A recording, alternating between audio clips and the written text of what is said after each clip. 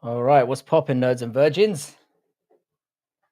Forgive me for being late. I don't give a shit. We have a lot to talk about today. Let me get my headphones sorted out. I didn't even have time to get in and doll myself up or anything. But how are you fuckers doing?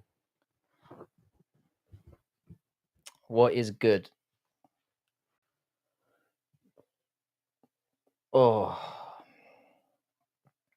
where we at? Where we at? Where we at? I probably should have waited a few minutes rather than just rushing on, but it is what we do. All right. I think the UFC might be back. We might be back, boys. How you doing, Big Ank? Yeah, that was one of many good performances. We're gonna get into that. Too bad Chelsea scored. Hang on a second. What did that game happen already? Fuck. Did they? Oh, please tell me Chelsea lost. Please tell me Chelsea are winning. No way. No way. I didn't realize that I didn't realize the game was on now. I had no idea. Hang on a second.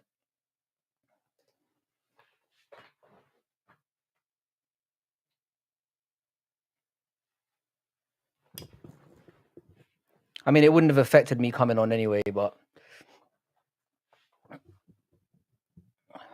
let's get this shit out of the way. I'm mad disorganized today. I literally had to rush back to get online. It's happening right now. Yeah, I can see. Fuck me. I need Chelsea to get bad. I know way too many Chelsea fans, and they are never gonna shut the fuck up. If they win the Club World Cup, oh my god, I'm never gonna hear the end of it. I fucking hate Chelsea. If they beat PSG, though, you kind of got to give it to them.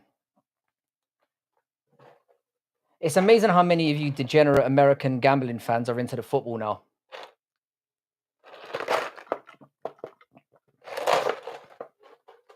I wanna believe you, Giuliano, but the thing is, yeah, Chelsea have a way of doing scumbaggy things like this. Trump is at the game too. Fucking hell, they're going all guns blazing. They've certainly captured people's let's be honest here. It's a shitty little tournament, yeah, but with the money involved, it's gonna grow. It's gonna grow over time. Obviously, like football or soccer, as you dumbasses like to call it, is like gradually moving towards like having like a super league where they have clubs from all over the world, the biggest clubs. They're gonna try and Americanize world football. Is gonna be the plan, and this is the first step. This Club World Cup stuff is the first step to show that it's gonna work. They've been trying to do it for years. And it's happening right before our very eyes. Anyway, how you doing? Sorry, guys, I've been neglecting the chat. How you doing, Leandro? How you doing? Ricky, my boy. Did you see you featured in one of my shorts earlier on? Don't know if you noticed that. How you doing, Westy? How you doing? Yeah, how you doing, Big Ank? We've got quite a nice panel set up for this evening on Fight Night Frankie Reacts, which is what we're calling this little Sunday segment. It's always been called that, but just going to give it an official title. There is a lot to say about last night's card, and we will get into it. Chelsea cannot win this tournament. They cannot win this tournament. I'm surprised you guys are talking about football. I'm almost caught off guard. The amount that I know about football, I could probably make a channel about that as well. I know more about football than I do about MMA, which isn't that much, to be fair. Hang on a second. I just need to send. I'm not starting the panel for another 15, 20 minutes. So I'm just making. Hang on. Let me just contact the relevant people. There's one more I have to send. All right. Yeah. So, what did we think of the card overall last night? How did you guys enjoy it? It's being played in New Jersey. That's the thing that kind of baffled me about this, though. They're playing a lot of the games in stadiums where there's like really crazy weather conditions, right? Didn't one of the games have to be halted, or more than one of the games have to be halted because of? I've never seen a soccer game. Well, that's not entirely true, but it's quite rare that a soccer game gets cancelled mid-game because of like adverse weather conditions.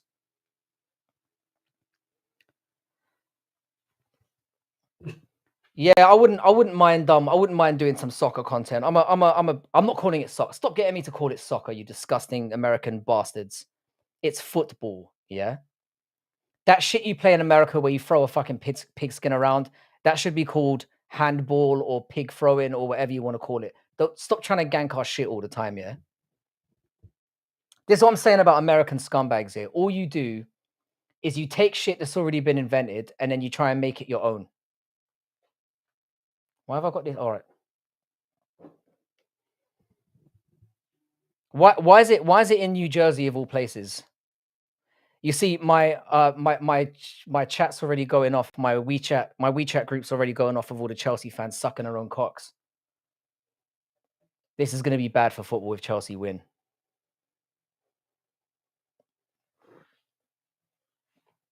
Anyway,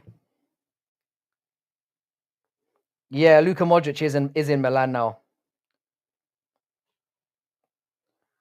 Yeah, it's gross. I hate how you always try to steal or appropriate our shit, as you guys would like to call it. God, I'm so disorganized today. By the way, if you guys haven't liked the stream already, do your boy a favor. I want to try and get the numbers up today. We've got a few people on. We're gonna have Brutally on. We've got S Dogs coming on. Giuliano is gonna make an appearance as well, and we've got Combat Casual as well. So it's gonna be quite the lineup today because I feel like there's a lot to talk about regarding what happened in yesterday's card. A lot to talk about, and we're gonna get into all of it. I definitely feel like the UFC is back a little bit. I really feel like that. They've actually managed to get two cards back to back for the first time in a long time. Yeah, what's the deal with the new? Why the fuck is it in New Jersey? Isn't New Jersey like a fucking shithole? What's it doing there? They had the whole of America to choose from, and they fucking gone with New Jersey of all places. I mean, correct me if I'm wrong. I don't know that much about American geography, but like New Jersey isn't exactly known as the pinnacle of. Miami and Messi made history being the only MLS team to beat a European League team. Yeah, they won against who the fuck was it again? The Teixeira stoppage wasn't good. Um, was that? I was talking to Lane about this at the time because funnily enough, yeah, I think she had picked Teixeira to win by second round KO, and I said Lewis was going to win by KO in the first round or second round, and Lewis was the guy who was closing out my parlay last night as well. I'm going to be real. I think it was a bit early. But I've got more to say about that. I'm gonna wait for the panel boys to turn up, and we're gonna get into it because I want to see what they think before I reveal all my cards and then get cooked. So, oh, it's a tournament. The games were played in Miami, Atlanta, and New Jersey. Oh, is it because they were in it? Yeah, they weren't in it, were they? I don't. Why did they pick those places? It's strange.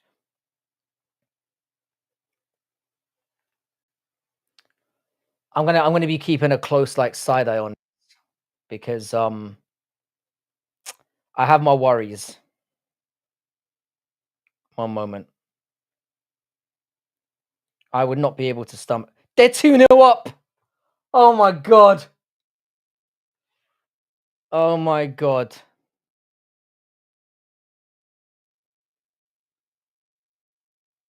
Oh my god.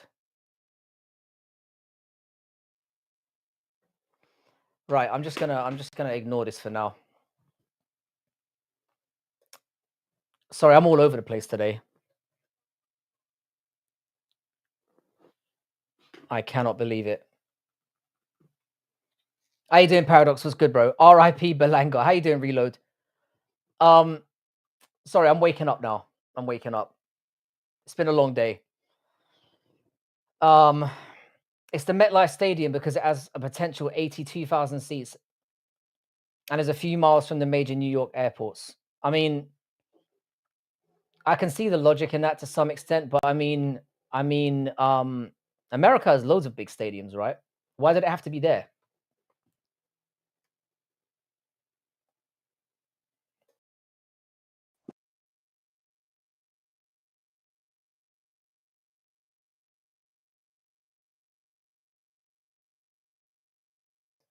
Okay. Yeah. Why did it have to be there? Belanga got destroyed. I didn't see the fight. Who was Belanga fighting? I've been falling out of the boxing game for a little while now as well. I saw that Katie Taylor won over the weekend, though. Speaking of Irish people fucking up Americans.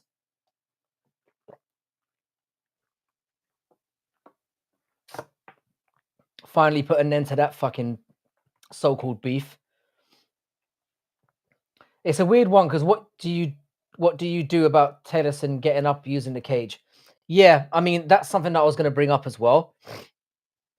The thing is, yeah, hang on, I'm just going to let the boys in quickly because carried a little bit here. How you doing, bro? Are you alright? How you doing, brother? Fuck's that? United fan. What? I keep forgetting you're a Man United supporter. Technically, I'm a Stoke supporter. My old man was a United fan, Really? and God bless his soul. I have to rep the colours for him. Nice one. Sorry, hang on. Really, you look like it's your first day of school, man. What? You look like it's your first day of school. Why? That's a weird thing to say. Yeah. No, yeah, you got all you need is a book bag, and yeah, dude. Why? Yo, what? Oh, the hat. I don't know, man. It's like hot. That's Something a good about way the. to start off with a creepy comment as you come in. Yeah. No, I didn't. All right, Frank. You don't call it creepy. I didn't lick my lips or anything. Jesus. God damn. It was a bit creepy. Frank, We're a bit you defensive on Sunday. How's Yeah, everyone doing? Or how did we enjoy the card last night? Let's get things to MMA. Where it's Yo, supposed to all be. right. I've So right only away. seen 3 fights, so you're gonna have to fill me in on a lot of Dude, it. what? This Well, card was good.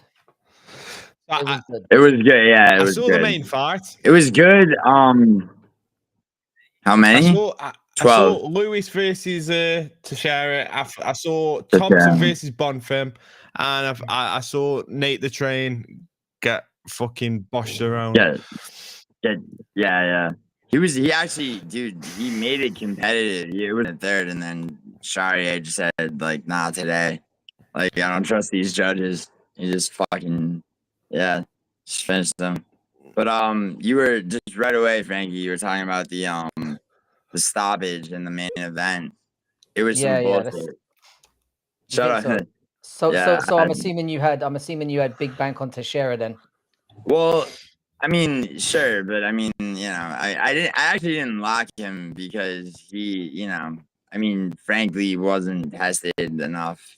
In my opinion. Let me just stop you right there. Yeah, there are no locks in MMA, my friend. Dude, you know what I mean when I say lock. All right, carry on. Yeah, he doesn't mean it in that way, does he? He's got his own terminology. He means lock it in as in bet it, I think he means. Yeah. No, he's got his own fucking. I didn't have him as as one of a round robin parlay. Yeah. You didn't bet. Yeah. But I mean, but I did have on picks, I did have him winning by first round KO because I had a live bet on the first on the main event to end in a first round KO regardless of winner. That paid out pretty well. But anyway, forget betting for a second. Like the stoppage was early, definitely. And it wasn't. Fuck off! It was not early. Hold on, wait. He wasn't defending. He was scrambling. He was grabbing the cage like a little fucking fanny. mate, What was weird I've about never it? seen a What was better weird about stoppage in MMA Okay, than hold fucking on. that last night. You know what was Right. a fucking bad stoppage? Bro, you only watched 3 fights and you got a huge. All right, I've got enough say. Let me- I've got enough say. Let me qualify it. So okay, now why he's it was closing his eyes now. why it was He's getting why it was serious. early Channeling his fucking weird. inner demon. Say, all right, carry on. Why it Go on, was Juliana. Okay, what was weird as fuck about it is that okay, so if they had stopped the fight while Teixeira was on the ground, unanswered strikes on the ground, right? I would have understood that. That would have been, you know, I would have been just like, fuck, he's fucked. He got back to his feet. Granted, he grabbed the cage. Take a point for grabbing the cage, right? But he was back to his feet. No, reset position. If you're taking a point, you reset position. You don't go Right. point standing. All I'm saying is reset like, position, and then he still gets fucked up. All I'm saying is this, right? The fact that he worked his way back to his feet and was not like, you know, it's like was Lewis still hitting him? Yes, but he was on his feet. You know, like I mean, you know, spinning back fist, spinning out back out, like I mean, all possibilities. Unanswered strikes. He gave up his back like a little bitch on the ground. I mean, yeah. Okay, he grabbed the cage. It's just. If they had stopped it earlier while he was on the ground, I agree that the time to stop it would have been when he was on the ground.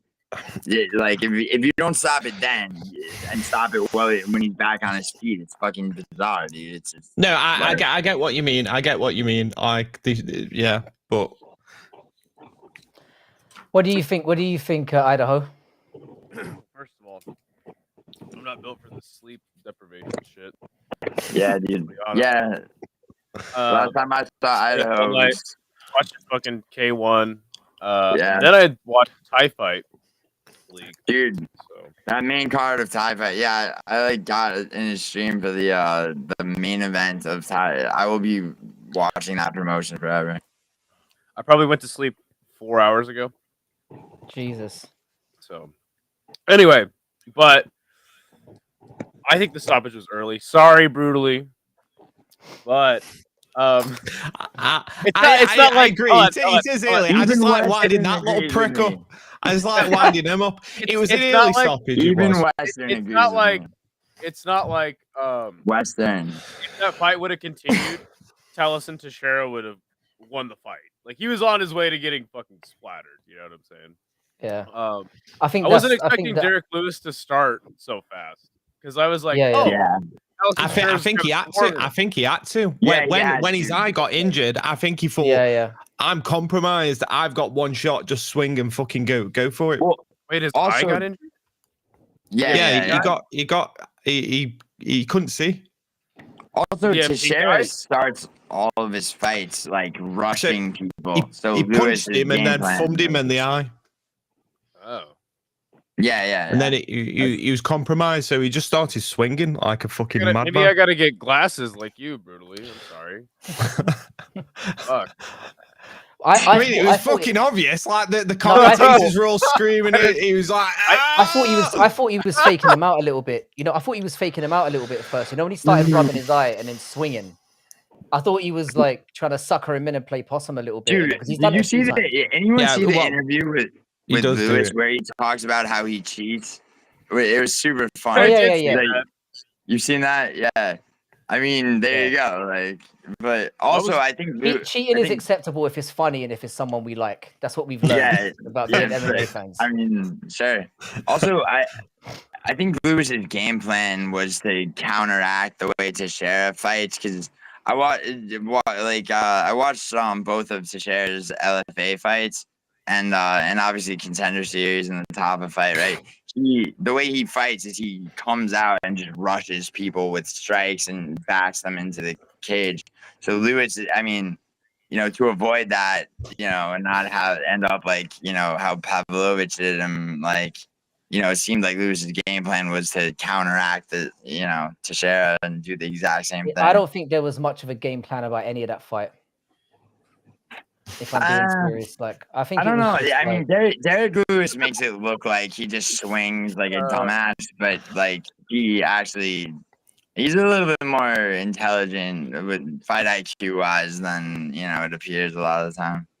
Like with the flying knee against Rogerio de Lima, oh my god, it's 3-0 Chelsea. Sorry, carry on. Oh my God, really? Yeah, you've bet big money on PSG as well, haven't you? I Yes. mean, yeah, but I'm playing. Yeah, but Say goodbye to that money. Bro. Yo, thank you. Okay, so when it's a draw and it goes to overtime, and then as Bruley likes to hear me say, it's a penalty kickoff. And I don't like you when you say it's. Penalty kickoff was never a thing. I protested so many times for you to stop saying that fucking word because it makes you sound so utterly fucking gay. It's a penalty shootout, not a kickoff. I'm going to sign him up for gay pride. I can't stop saying kickoff. Really hates it. Because what will happen is all the. So wait, hold on. So Chelsea had 3 touchdowns.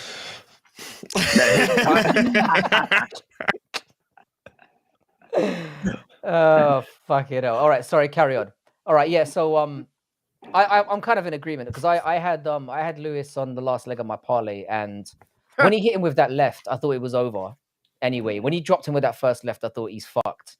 And Teixeira was very dumb rushing in there with somebody like that, leaving himself open like that. I thought done, but he was kind of getting up and stumbling up. He did grab the cage though to get up. He did. That has to be mentioned. Who gives a fuck, dude? Well, I mean, dude, I felt like it could have continued a little bit longer. Grabbing the cage is legal. No, it's not. It's totally legal. Bro, kidding me? How many fighters grab the cage and nothing happens? It's not. Yeah, it doesn't mean it's legal. It's true, but they don't get called on it.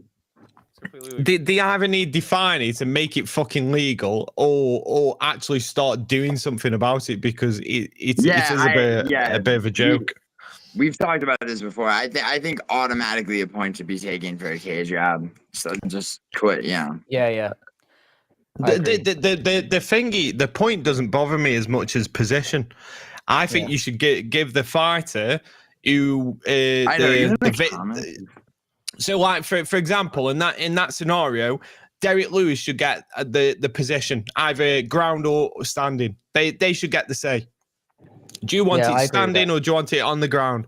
And get either reset the position or if Lewis wants stand and bang, let him stand and bang. But it should be fighter's choice. It would be interesting to see what fighters do tactically in that situation as well, because it will say a lot about how they're thinking about the fight. Because if a fighter chooses to take a point, it will show what their thinking is, and if they choose to get back down on the ground, it will. I think it will add an interesting element to things for sure. Yeah. But I think we're all in agreement that it was pretty early, but I got my money. So I don't care. It was late, or it was early. And when I say late, I mean it's like he was on the ground, not answering strikes. That would have been the time to stop it. If you don't stop it there, you can't stop it when he's on his feet. The thing is, you're right about that, but the fact that he kind of stumbled up proved that it wasn't late. So like, if he stopped it there and then stumbled up, dude, it's not late. I don't mean late in the traditional sense. I mean like it's like it's too late to stop it now. If once he's worked his way back to his feet, you know what I mean? Yeah. I mean, but again, like it's not like he was like on his way to win the fight. You know what I'm saying? But that's you can't stop a fight once a guy is about to turn around and throw a punch. Like I don't know, especially in a main event. Like, and me and Gio have actually gone back and forth on this. Like, I think that stoppage is more acceptable as like the guy who's the first fight on the prelims that's making fucking 12-12 from the contender series versus the guy that's in the main event. Actually, wait a second. Taliesin Teixeira only had one fight in the promotion. He was off the contender series making 12-12. It's crazy. Why the fuck was he in the main event against Derek Lewis? Because the heavyweight division is bereft of talent right now, except for Mario Pinto and now no longer Taliesin Teixeira. That's why I was. That's why I was surprised. It's a pretty cool. I was so surprised that so many people were riding with Teixeira in this one. I thought this was an easy money. I mean, sure, man, but like you gotta. I mean, once dude, I knew I was fucked once. Once I missed somehow. Dude, the cardio that Derek Lewis, he upped his cardio for training, and honestly, cardio splits the heavyweights of it. It's like with Shamil Gaziev should be doing wind sprints uphill right now, like you know what I'm saying. Like it, and Walter Walker, like the way that he has a round of cardio in him and he knows it.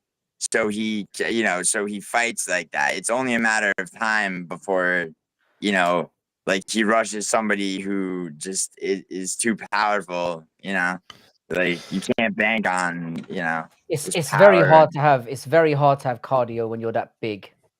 I mean, dude, you know what I mean? There's so much you can do when you're that huge. Aspinall pulls it off. Lewis pulled it off at 40 but years old. Aspinall's in shape. Aspinall's in shape. Like, there's. When you say in shape, dude, Lewis just doubled down on the amount of miles he was running daily. That's what I mean. Look at the difference it makes. Yeah. It was a nice feel good moment. We got the Lewis like post fight stuff that was. He's so good on the mic post fight, bro. See him so good on the mic. You see him on the phone? No. Yeah, on the phone to the president. I thought he was on the phone. Yo, Donald Trump's at this soccer game, by the way, in fucking East Rutherford, New Jersey. There he is. The thing is, I think he was actually on the phone with the Nashville sheriff. For indecent exposure, because he showed his fucking ass to the crowd. Dude, I don't know, dude. My prediction, my friend that I do my prediction videos with has like a visceral disgust for Derek Lewis for throwing his cup into the crowd. Like he's like, yeah, I hope he loses so we don't have to see him throw his cup into the ring. I'm like, dude, the fight is not the other like thing. I feel like he celebrated a little too hard after that win. He acted like he just won the title. Come on, dude. Yeah, but come on, he won the main event. He's 45. Come on, he showed his ass to the crowd, dude. Like, what the fuck? It's kind of what makes him who he is, a big ass underdog. He's like, fuck all y'all. Let me, here's my ass. Like, leave him alone, dude. Did you enjoy that, Giuliano? Yeah, I know that brutally honest is on my side with that. In the UK, it's a big thing. In the UK, we show our ass to for no reason. Oh. Yeah, it's called mooning. It's like a sign of fuck you. It's like a middle finger, basically. Okay. Yeah, because coming in as an underdog, you've got to, you've had the career Lewis has had. This fucking this like young cunt's gonna beat me. Like I'm a plus. He was a plus what? This is like a plus what 3? 325. 275.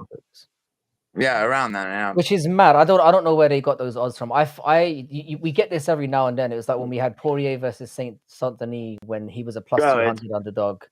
We had obviously we had this. You get this every now and then where you just get like where the odds make absolutely no sense. Dude, you gotta understand. It's like I've tried to explain this. The odds makers are not trying to accurately gauge the odds. I know how the odds work, Giuliano.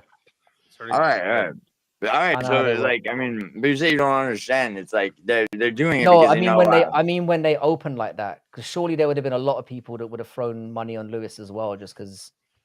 Yeah, because of the underdog. He can end a fight at any moment, though. So I just feel dumb because I had a bet against Giuliano on the wrong underdog because I was like, Wonderboy Thompson's a huge underdog. I'm gonna get him with this one, and I should have been looking at. Let's talk about that for a second. We can go back to the main event a little bit later. What did you think of the what did you think of the Wonderboy and Thompson? Sorry, the Wonderboy and Bonfim fight. How did you have that scored? I think it was a damn good fight.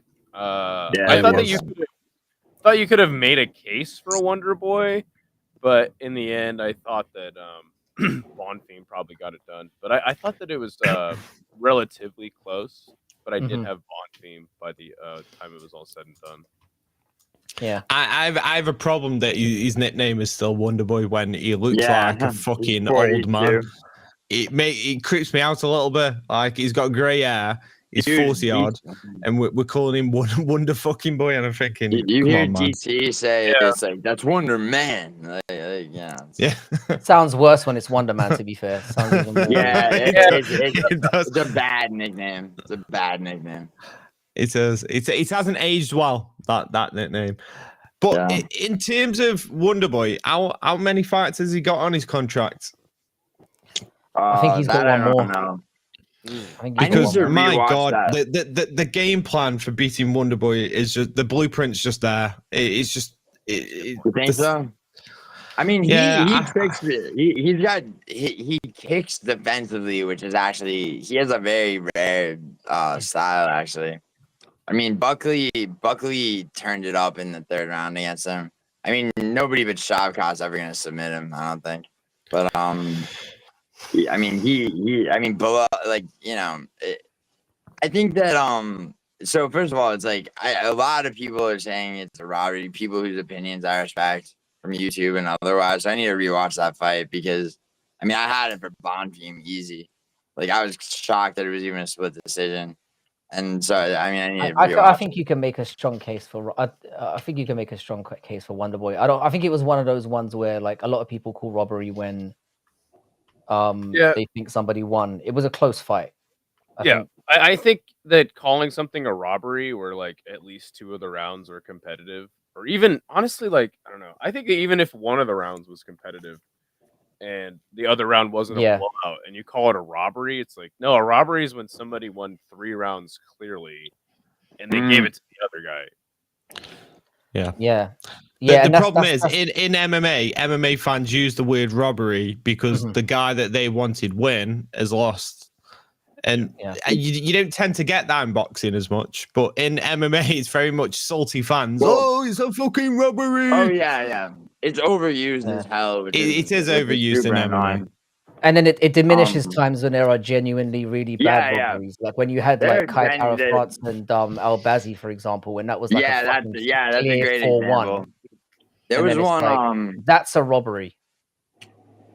It was Francis Marshall versus Myron Santos, which is on the early prelims. It was a blatant one. Also, Sergey City's fight before his last on the Edmonton card, it was Moreno versus Al-Bazi card. Like, Sergey City won a unanimous decision. It was fucking outrageous. I mean, the you remember that is because you clearly had money on the other guy. No, what's fucking crazy is I had both times. I had the guy that won the robbery. I know. I think you did have, because I remember you having money on City in that one. No. I had money on City. Yeah. I mean, I had money on City in his last fight, which he won for sure. But like, I had him in the fight before that, and it was blatant robbery. And I'm just lashing out at you because I don't remember that fight at all. Okay, all right. Everyone remembers Cyril Gane versus Volkov, right? We can all agree that was. I don't think I even watched that fight. I didn't watch that fight. I mean, that was. I mean, so I see it yet. So I think I was like jerking off during that fight or something. I think fight results come under like, when there's a situation like that. There's like robberies, there's bad decisions, and then there's like and then there's close ones. I think the Volkov one was a bad decision. I don't think it was a robbery because it was a it was a bad decision. Like Volkov should have won that fight, but if you squint very carefully, you can make a case for Gane. And this is what this is what Idaho was getting at too, and that's what I'm trying to say. It's like, this is what Idaho was getting at earlier. I think when we gamble on fights here, a lot of the time we're focusing on what they're doing and not what the other person's doing. Because I do it when I'm watching fights all the time, where I'm like, every time the guy I want to win is hitting somebody, I'm like, oh yeah, he's doing well, and I'm kind of ignoring the fact. I'm ignoring when he's getting touched up or getting all back. I'm looking for reasons to think that you won. Sure. So, I mean, my point with bringing up Gane versus Volkov and the other fights I brought up is all of those fights I had, like I took the person that won, and I'm saying that I'm like, having rewatched those fights, it's like those are all like I would call those 4 fights, but certainly Gane versus Volkov like a definite robbery. I benefited from it, but a robbery is a robbery, right? Versus, so it's like, you know, what I'm getting at is like, what, like Frankie, like what would you, how do you distinguish a bad decision from a robbery? Well, a bad decision is where it's, to most people who are watching, it's fairly clear that one guy won over the other, but you can make a case with, like Idaho was saying, where you might have had a close round or two in there, where it's like, oh, well, you can kind of make a case where one of the guy who we thought lost was doing some good things, and it comes down to, again, where the judging comes into place and where the scoring criteria comes into place, because it's still open to interpretation in some regards. So that's kind of where like I would classify that as a bad decision, whereas robberies are where it's like, how the fuck can you justify that guy having get his hand raised? That's the difference to me. Like he lost 3 rounds, clearly. You know? Clearly. Yeah. It was, I'll give you an example. It was like when Jairzinho Rosenstruck lost one fight, one judge's scorecard to. Yeah, I was thinking that. What's his name? But I mean, he still won the fight. That judge got fired, by the way. The one that gave 3 rounds. That's an example. That's an example of a robbery taking place where it's like, there's no fucking way you can. Well, it didn't work, but yeah, Tuivasa winning 3 rounds against him. That's a robbery. Or Paulo Costa versus Strickland would be another one. Like, what, one judge gave 4 rounds to Costa. It's madness. Like, yeah, madness. Like, it makes the fight seem closer than it was. Wait, yeah, I remember Strickland versus Costa. I had a bet on that fight going to split. This is when I was like the most degenerate MMA gambler. I had a bet on that fight going to split decision, and I was like, fuck. You make me. I was like, why did I bet on Paulo Costa? Fuck. And I was like, oh, right, I had it by split decision. I was like, let's go. I made some money. I was like, how? It can go that way sometimes. You make me sick for that. Oh, yeah. No. When I was like really getting into MMA betting, because I put $100 in a fucking bet online fucking account. And I made $300 in a week. I was like, dude, I'm a fucking gambling genius. I just started making all these really irresponsible bets, and I lost all that money within 2 weeks. I was like, of course you did. I'm done. So now I just kind of, if I see like what I think is a good underdog, I'll slap $10 on it. Yeah, dude, I know. I know the way you bet. It's as degenerate as it gets. Maybe only Paradox is worse. Slapping $10 on fucking Wonder Boy. Dude, I'm busting your balls, dude. Yeah, you're a fucking ball buster. We know you. Yeah, but also, I mean, good pick on Wonder Boy, bro. Thank you. I thought so too. You can make the case. You can make it. I mean, yeah. When I watched it, my live reaction to it was, I'm not sure. Yeah, but Giuliano, tell them how you really feel, because after the fight, what did you say? What's that about? What? About the Wonder Boy versus Thompson decision, or Wonder Boy versus Bonfim decision. Oh, I thought Bonfim won for sure. Yeah, but you went so far as to say this is complete corruption, that it was a split decision. Oh yeah, that it was a split decision. Yeah, in the moment, because I didn't think it was a fucking 30-27, but I was like, how the fuck are they in it? What fucking judge? You know, I'll rewatch the fight, because enough people whose opinions I respect have said that they saw it for Wonder Boy. But no, in the moment I was like, the fuck, like, the fuck judge, whoever the fuck, I can't remember the judge, but yeah, thought that was some bullshit. I mean, like I said, at this point, like, I'll rewatch it. The Chris Curtis fight, though. Chris Curtis. Yeah, let's get on to Chris Curtis, because this is interesting. Right, fill me in. I haven't seen this. All right, so Curtis cut down to 170. Wait. Hold on. I want to ask brutally honest something.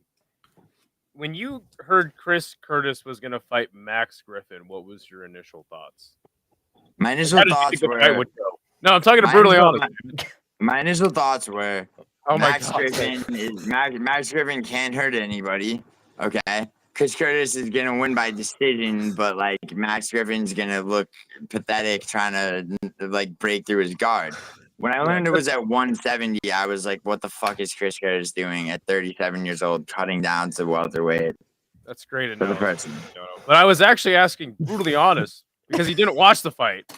What his I literally expectations heard were. Giuliano. I'm sorry. Yeah. I really heard Giuliano. Giuliano. Yeah. Did I just answer? Did you just ask Giuliano? All right, let me just mute I'll mute myself for I don't That's know. all right. You've already No, answered no, for sorry, me now. you've already answered. Yeah, it's fine. Yeah, go on, brutally. If you want to answer that question, that'd be good. What Max Griffin like old as fuck now? How old is he? They're both kind of old as fuck, to be fair. Yeah. I felt like it was going to go to Chris Curtis. I just felt like he would have the edge. I didn't really think too much of it though. So, why? What actually happened? It was extremely competitive. Okay. Yeah, and I was like, dude, this is embarrassing for Chris Curtis. He comes down to welterweight. He gets this journeyman fighter, and he almost loses the fight. So, like, what the fuck? I thought it was a terrible one. It was a terrible. Yeah. I had Chris Curtis to open my parlay up, and I was like, yeah, it's probably gone. When it got to, I wasn't sure that he won. I locked him, bro, and I'm like, fucking shit, man. He damn near lost the fight. He was. Max, dude, I thought that was the fact that he almost forget the fact that he almost lost. Yeah. What you're always guaranteed to get from like a Chris Curtis fight is the amount of fucking complaining this guy does in the middle of a fight. It seems to happen in every single fight where he's. I don't know if it's the way that he fights. It's very annoying. Yeah, and I mean, I've been a long time critic of Chris Curtis because you can't complain that you lost the split decision when you didn't do anything. But I will say that I was actually pretty impressed with the amount of pressure that Chris Curtis put on Max Griffin, and he was throwing big shots. But like he was just getting outmaneuvered by Max Griffin, and maybe that is a consequence of going down to 170. The guys are a little faster. Yeah. Or, I don't know. Maybe I'm just making excuses. I don't think Chris Curtis throws enough a lot of the time. That's my problem with him. Yes. Yeah. That's how he winds up with like the Barrio fight too. Like just just shelling up defensively. He's just not got that. He's not got that fire in him. Like, did you see Chris Curtis and Strickland this week when they ran into that other promotion? Yeah.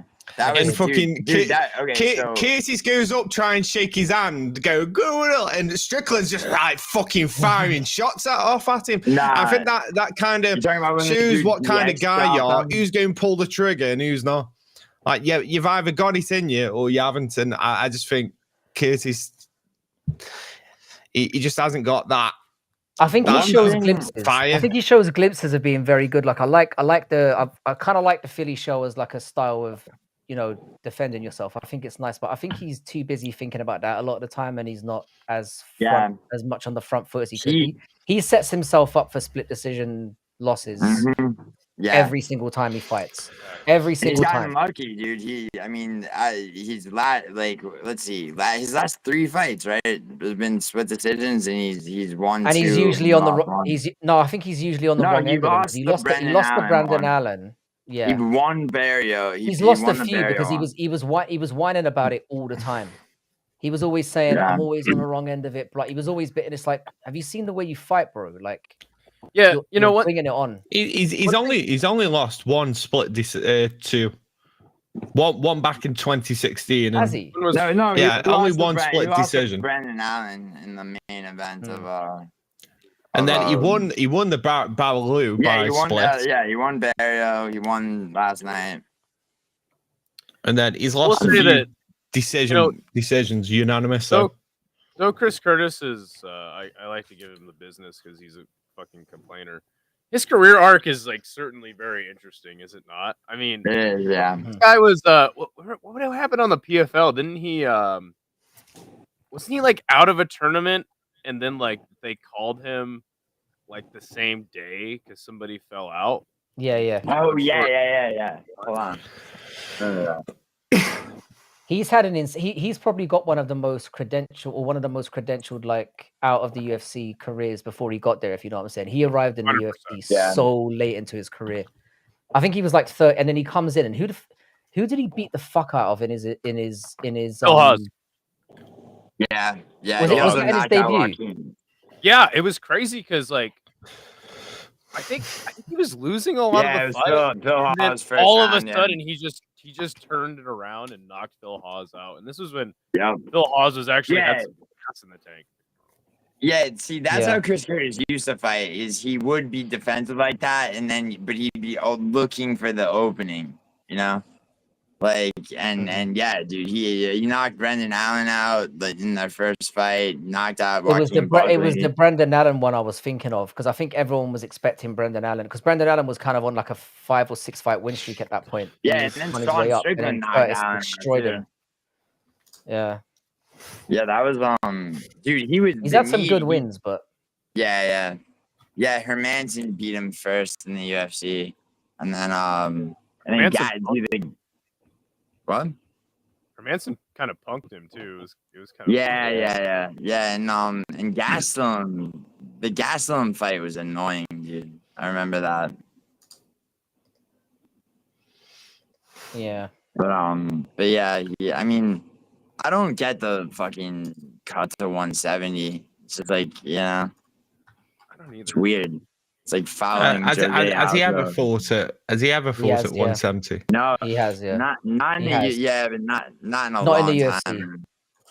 Not in a very very long time. He fought the last time he fought at welterweight was against Andre Fialho in 2019 in PFL, and to put yourself through that weight cut at 37 years old. Like he looked small as well. He looked quite small at welterweight as well, which is a bit weird. Power was good. Dude, Max Griffin was cracking through his guard so many times. It was just like it was bad. I'm like, dude, weird how Max good Griffin is not capable, dude. Say that again, Idaho. It's weird how good Max Griffin looked. Yeah. It was a good scrap. It was weird. It was like he realized he could actually fucking have a shot at winning the fight. Like, yeah, it shouldn't have been that competitive. I thought Chris Curtis would just piece him up for 3 rounds, and it'd be fair. You know what? And then I forget how he fights most of the time. You know what fight wasn't competitive though? Fucking Calvin Kattar versus Steve Garcia. That was dude. I love that. What an embarrassment. Dude, Steve Garcia hadn't. Dude, so there's been so much momentum in the featherweight division that people forgot how much of a fucking prospect Garcia is. Like, he's very good. I don't think that's even true at all. I think Calvin Kattar is absolutely washed. And he looked terrible. There is that element to it. Garcia, I do like Garcia though. I'm with Giuliano on this one. Yeah.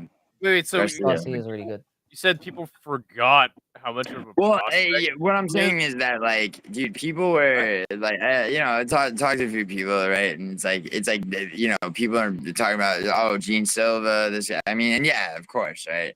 Like, but Steve Garcia hadn't fought in a minute, right?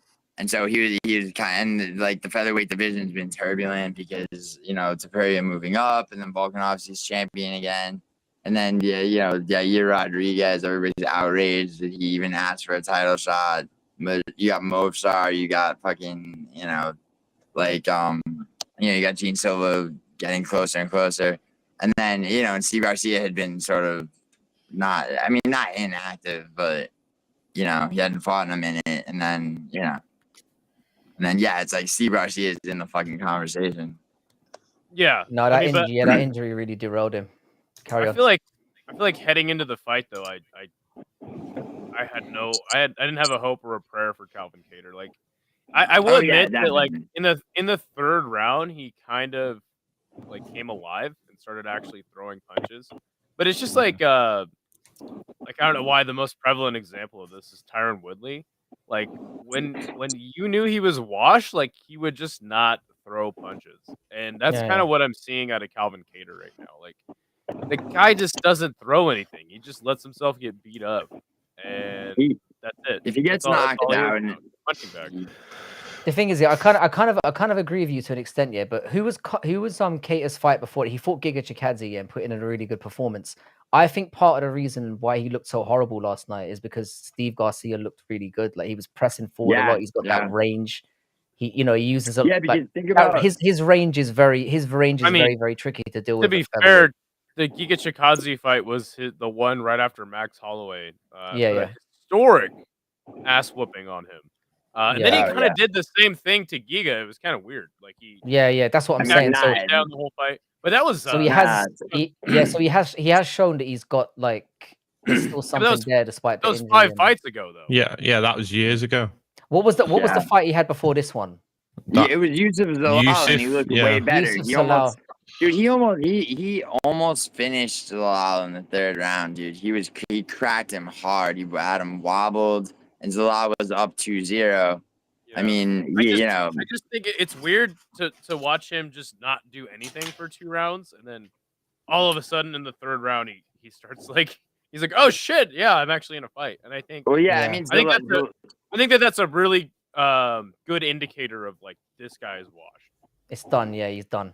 Yeah. Because when you're gun shy, that's pretty much it for you. But this was another like prime example of if you're a gambler, this was one where like it was another easy. That's an easy money one. Oh yeah, I locked Steve Garcia.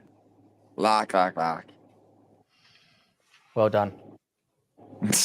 No, Steve Garcia though. Honestly, it's like he just hasn't been mentioned. When people keep talking about like who's gonna make it to, it's like people talk about like Gene Silver should be fast tracked and this, and it's like now Steve Garcia he was on like if he had knocked out Cater in that fight, he would have had the longest streak of knockouts in UFC history.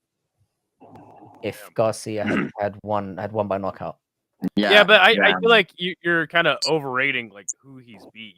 As he looked great and he's got all these knockouts, sure, but like he beat Kyle Nelson and Choi Sung Guk. Like who the fuck are those guys? Didn't he also knock out Chase Hooper? It would have been featherweight. Years ago. At featherweight, I mean Chase Hooper's a different beast. Like Chase Hooper should have never been he should have never been a featherweight. I don't know. I think I quite like Steve. I don't think Steve Garcia is going to be I don't think he's going to be anywhere near championship contention, but I can see him being a viable top 10 contender for sure. He's going to be a problem. I don't know about that. I think he fucking he puts the pressure on. He's got good range. It's what Idaho's again. He's kind of alluding to a little bit here. We haven't seen him against prime competition yet, so I don't know. And even Calvin Cater, like the way he beat him, and what was cool about Steve Garcia's performance is he threw everything. He threw like how many spinning kicks, and fucking he was styling on him. Yeah, he was. It was Ezekiel Costa. Ezekiel Costa was the one I was thinking about. Yeah, 2 years ago. Like I don't know. It's still a tricky guy to deal with, and he starched him out, man. Sure, he fucked you're him absolutely right. But it was like his 2nd fight or 3rd fight in the UFC. It's like, you know what's a good fight to me is I'd love to see Arnold Allen versus Steve Garcia. Honestly, I think that's a bit too far of a jump up for me. I don't know. What the fuck is going on with Arnold Allen? The guy just where does he? What part of Britain is he from? What do they do up there? They are mine coal or something. They're like dock workers and shit, right? Yeah, dock workers mining coal. I don't know what that fucking guy does. I don't think he really gives a shit about fighting all that much. He kind of just like, no, he does a lot of food blogging as well. I fucking love Arnold Allen. I'm giving you Brits a hard time because that's what I thought this was. He is a bit of a dullard. I'll be honest. No, Arnold Allen's a shit, but like I he's really fucking good. I wish he would fight more. Do you call him a dullard? Yeah, as in personality wise, not in the cage. He has. I've met him. He has actually got a really good personality. Like he's got a good sense of humor. Yeah, he just doesn't know how to like fucking show it. Like I remember that press conference that he was at. I can't remember which one it was. Was it the Canadian card? Was he on the? I can't remember if it was the Canadian card. And he just sat in the corner and didn't say a fucking thing. Yeah. He's got like very awkward British humor that a lot of people don't get. He's sort of awkward. That's what Nina's for. You mean to bring extract somebody's personality? Maybe, I don't know. No. She's extracting more than a personality out of him. Yeah, she's extracting fucking cum. That's what she's fucking extracting. Yeah, That's dude, what that's what I was alluding to. Thank you, brutally honest. Yeah, thank you for banging that right on the nose. I felt like you were beating around the bush a bit too much there. I do. I felt spit it out, son. Yeah. Spit it out just like Nina Drama does. There you go. Yeah, she's only my. Yeah, no, I like him. I think he's definitely one to keep an eye on.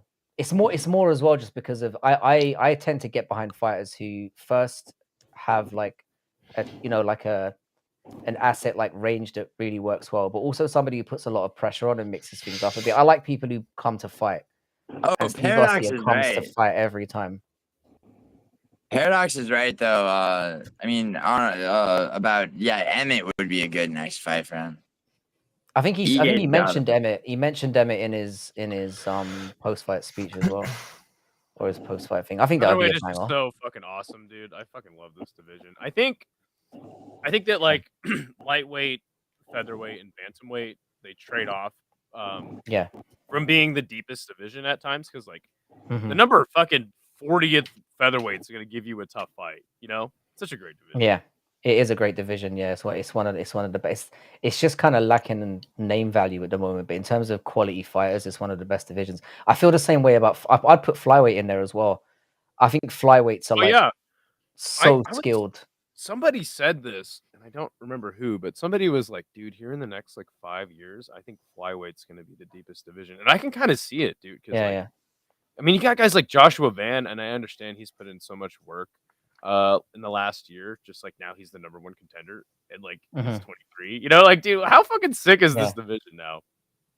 Yeah, no, the Joshua Van thing. Where do you think the change came from the UFC in regards to the flyweight division? Because it feels like they really market the fights in flyweight now, whereas before they never fucking did when they had the best fuking flyweights, possibly one of the best fucking fighters alive. I think Cejudo was the turning point. I think when he put like a spotlight on that, you know, like they're trying to get rid of my division, and then he goes up and absolutely fucking. Well, not goes up. The bantamweight champion comes down and he absolutely starches him when he's cheating. So it's like I think that was the moment where they were like, you know what, flyweights are really good. And he was injecting. I know it was cringy and stuff, but he was injecting a little bit of personality into the division. Yeah, because that's always been the problem. So you think literally it was just personality? Because I think I think bringing light to it. I think bringing light to the fact that they're trying to get rid of all of us. Yeah, that was a very publicized. Because obviously the TJ Dillashaw thing, then cheating and all that. So there was a lot of. But that event was very. It kind of went off a bit, you know, with like. I forgot I had Seika Izawa as my avatar. Dude, I have some fucked up avatars. Yeah, but I'm glad flyweight stuck around though. I love that division. Yeah. I think for the longest time, the UFC didn't really know what to do with the flyweight division, and up until even fast tracking Steve Erceg, like because Makayev had on the same card had a boring fight, like you know, just trying anything that worked. I think the bringing Kaya Sakura straight in for his title shot actually wound up being a good move. Because it forced Because I think when Pantoja became champion, Pantoja on the way up to fighting for the belt, he was finishing people left and right, and then once he had the belts, he fought his first few defenses very cautiously, and Kaya Sakura, dangerous striker, is gonna force Pantoja to either grapple or fucking die, and second round sub, And now Pantoja's like, he's in the pound for pound conversation. Yeah. Yeah, that's a great question though. Like, when did the turn happen for flyweight? Because this is the division that was. I think there's more than one turn actually. Yeah, I think. I'd agree with that. Well, actually, fascinating though. But where for me, it's like. this is a division they wanted to kill. Like that. Right. That's how much they hated the division. They traded what the champion or what the ex-champion. I was about to say this. I think that was the fucking goat. The fucking goat of the sport to another company, and they were already closed this division down. What switched in the head? Even Udo, is that enough? Was that enough? I think go, you know what? Oh, you know what? I kind of just thought about this, right? Like maybe it was because, again, keep in mind I only started watching in 2019. Maybe it's because during COVID, like so many flyweights had so many good fights, you know, and they were just like, damn, these guys are fighting their asses off, actually, you know. I don't know. It could be that. I think it was an. Yeah, but they were having good fights before. Like, look at what fucking DJ was doing in that cage. It was insane. But he was a champion. He wasn't even fighting on pay-per-view cards at times.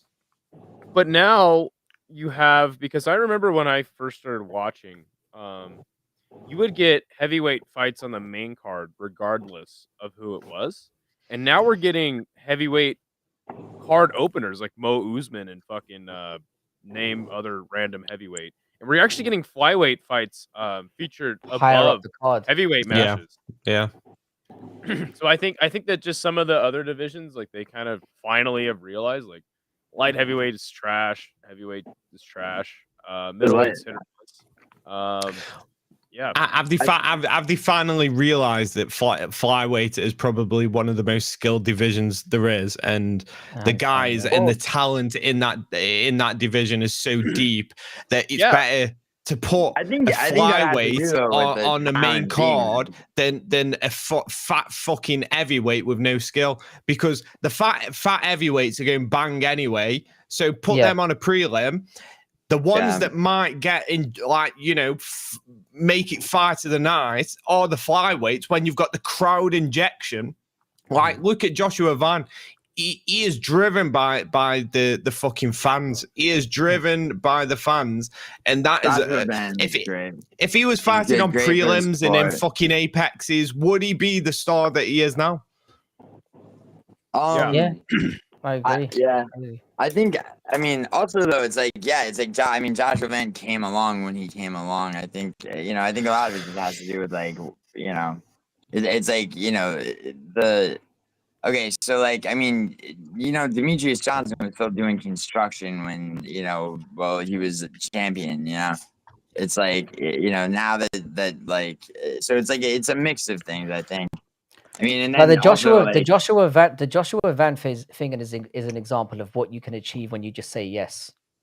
When you don't have the mentality of, I'm going to fight twice a year or whatever, I'll keep it safe. Well, when you just take a risk at the young age and just go, fuck it, I'm just going to, when they call me, I'm going to answer. It can go both ways. But definitely. Taking Royval like that was a ball that took balls, and like he could have fucking. He had nothing to lose. He had nothing to lose with that one. It was a number one contender fight for Van. He didn't have anything to lose.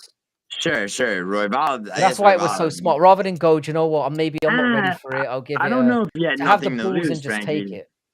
He's 23. He was fighting the number one. This guy was not ranked 12 months ago. Right. Yeah, for sure. And now he's getting. It's the same thing as when O'Malley got Piotr Jan out of nowhere. It was a no-brainer for him to take it. He didn't take any damage in the previous fight. He's like, fuck it. Like, oh, he's not gonna have time to prepare for me either. So it evens the. It goes to show, like I said, what you can achieve by just going, fuck it, I'll take the risk. Yeah. Sometimes it blows up in your face. But... That's a good argument, Frankie, for like. See, there are people that have the theory, and I think this is stupid, that, like, you know, because people love to bitch about the quality of every card, and, you know, there's people that will say that, like, oh, what we need is less cards and the quality somehow, you know, be better. And the thing about that is, like, you have fighters that would not fight for 2 years just because there wouldn't be enough openings. Like, if you did that, you know. I don't think less cards is they would have to cut the roster size down. Yeah, they would to where they would have to cut the roster, exactly. I mean, and it's it wouldn't have a good effect either. It wouldn't have a good effect because then you're limiting opportunities.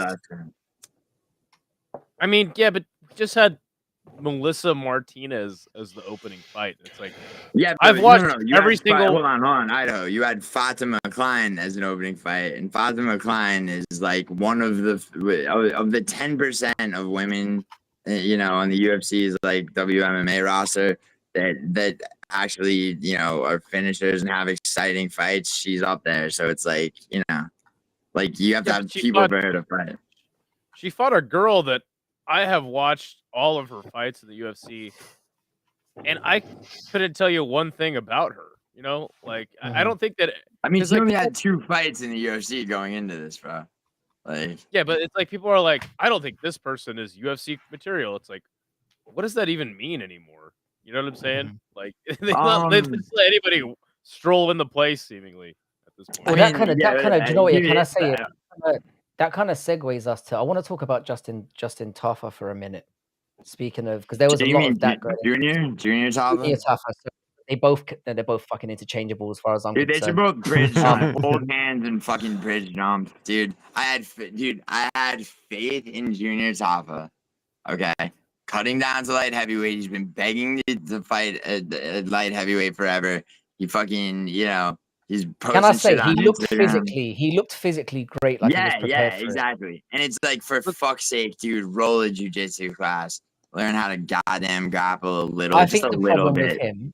I think the problem with Justin Taffa, Junior Taffa, I was saying this last night. He's not an MMA fighter. He's not an MMA fighter.